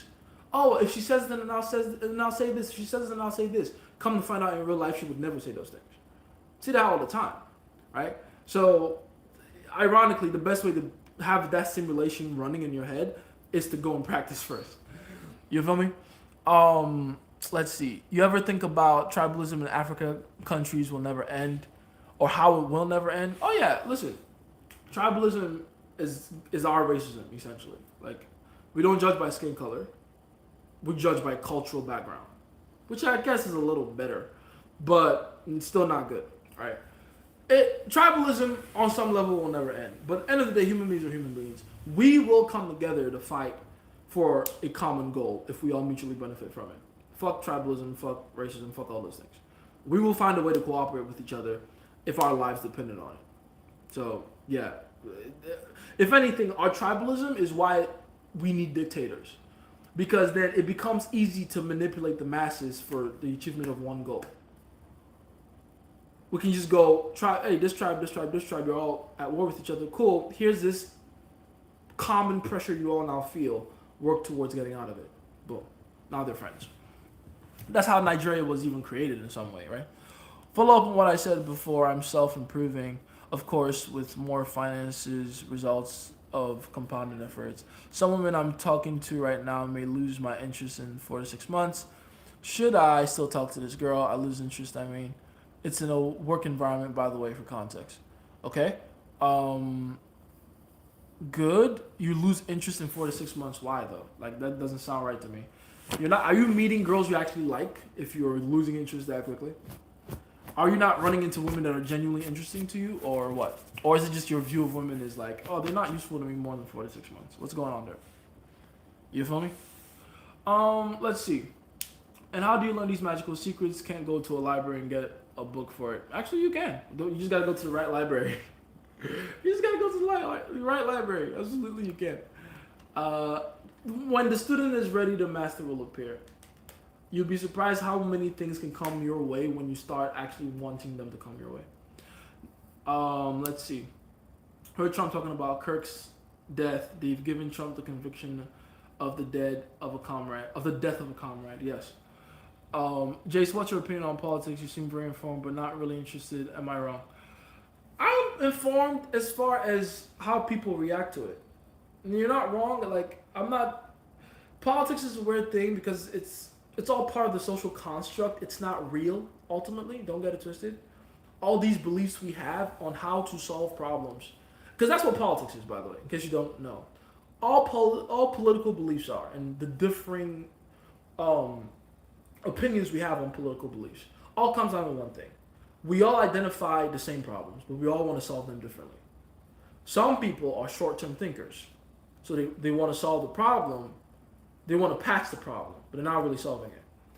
Then there's other people that are long-term thinkers. And that is usually the route that matters and is the one that is the correct one, but it's also the one that short-term is the most painful. Right? So that's really what it comes down to. Those are the two different sides of politics. You got the people that want to think of one thing in one extreme and the other people that think of the opposite. And that's what politics is. But ultimately, it's just another tool for division. But mind you, I'm not saying that the division is bad or that it's not necessary. It is in a lot of ways. I disagree with people that act like, oh, division is a bad thing. It's like, no. You do need a separation between the competence and the incompetence so you know who to appoint and who not to. Right? If there wasn't a separation like that, then there wouldn't be a point to having governments, because then it would all just suck and we'd all just be suffering under the same kind of silence, you know? Do you think you'll ever give out? I already read that one. So his father. Oh, I already read that one. Do you think it was a CIA thing or simply a man job? Does it matter? You know? It happened. That's what matters. I saw some old friends on IG posting and saying that it's all the gun's fault. Block that person. Remind me of how I read that one. I saw some. That is so funny though. Oh, I got a heart. Thank you. The gun's fault is crazy. That is fucking crazy. And I was gonna DM them and ask them if they had a gun, would they use it for evil? If not, then it's not the weapon's fault. Nah, don't even. Nah. The word devil comes from diablo, meaning the one who divides. True. But that doesn't necessarily mean division is bad. God divided too. How many divisions did he go through during the creation of this world? He divided the seas from above from the seas from below. He divided the animals from the beasts of the field from the birds of the air. There was all kinds of division. Division is part of creation. It's multiplication then division. Don't get it twisted. It's all those mathematical symbols exist for a reason. All right, so they're all important. Alpha, what you think? I do like to be intentional when I eat food, though. Yes, please do. My female friends post every time some guy likes or compliments her and everything about who she's with. She sounds like she has low self-esteem. That's not good. The only women that celebrate compliments or attention of any kind are women that aren't used to it, aka women that have low self-esteem. I told her she moves like this because she wants to attract She once attractive when she was once attractive when she was young. Is that what you mean? Now she's trying to prove to herself that other people, or she's trying to prove that to other people, and now she's mad at me. But I was just being honest with her. Yeah, yeah, nothing wrong with being honest. I mean, she's mad at you, by the way, because she knows you're telling the truth. Damn, I gotta go soon, guys. I got to go. So, all right, we'll wrap this up. I'm not even close to getting to the bottom of these questions. Holy shit. I had a ritual where I would have a cold shower and pray the prayer of serenity. That's good. Bro, bragging. I have an essay. Question asked about YouTube. Pull out methods up. That's so funny. There. How do you get rid of your? I read that one. Do you think war between Israel and Palestine improve my game? Damn. Okay, I really read all these ones. This is good. Okay. I was trying to success. I read all these ones already. Single mom. A single mom flying to see me now. I ain't buy her flight. What? We're 10 years apart. This is a dub or a sign I can do better. I mean, you're getting massive amounts of compliance from a woman. That's always going to be a good thing. With that said, though, what's her quality, though? Like, what does she actually look like? And what does she behave like? It's the quality that really determines what you're trying to seek there. The thing is, there's people in the West who take spirituality seriously, as they should. But it's overshadowed by people who don't take it seriously. Yes, unfortunately. Do you know how to use a pew-pew? I am not at liberty to answer that question. Some even know how to use astrology for practical application, but that's a convo for another time. Absolutely, and it should be used practically. That's what we don't understand. Astrology, numerology, all those things should be used practically. You feel me? They all should be used practically. All right, guys. I wish I could get to all the other questions, but unfortunately, this has to come to an end. Yes, I know it does. I've had a lot of fun with this one. This was a very good one. Unfortunately, I didn't even get to talking about some of the things I wanted to talk about, but don't worry, I'll be back tomorrow. Please stay safe. Please continue to prepare, learn, study, research, practice. All right, it's very important. Practice. Be kind to one another. I know that sounds cliche. I know that sounds regular now, but please remember to treat your fellow man like they are your fellow man, like you see a part of yourself in them. Okay? I love you guys. I appreciate you guys. Thanks for listening to me yap for hours. It's 3 Days of Every Scientist. That with all this information, what must be done? All right.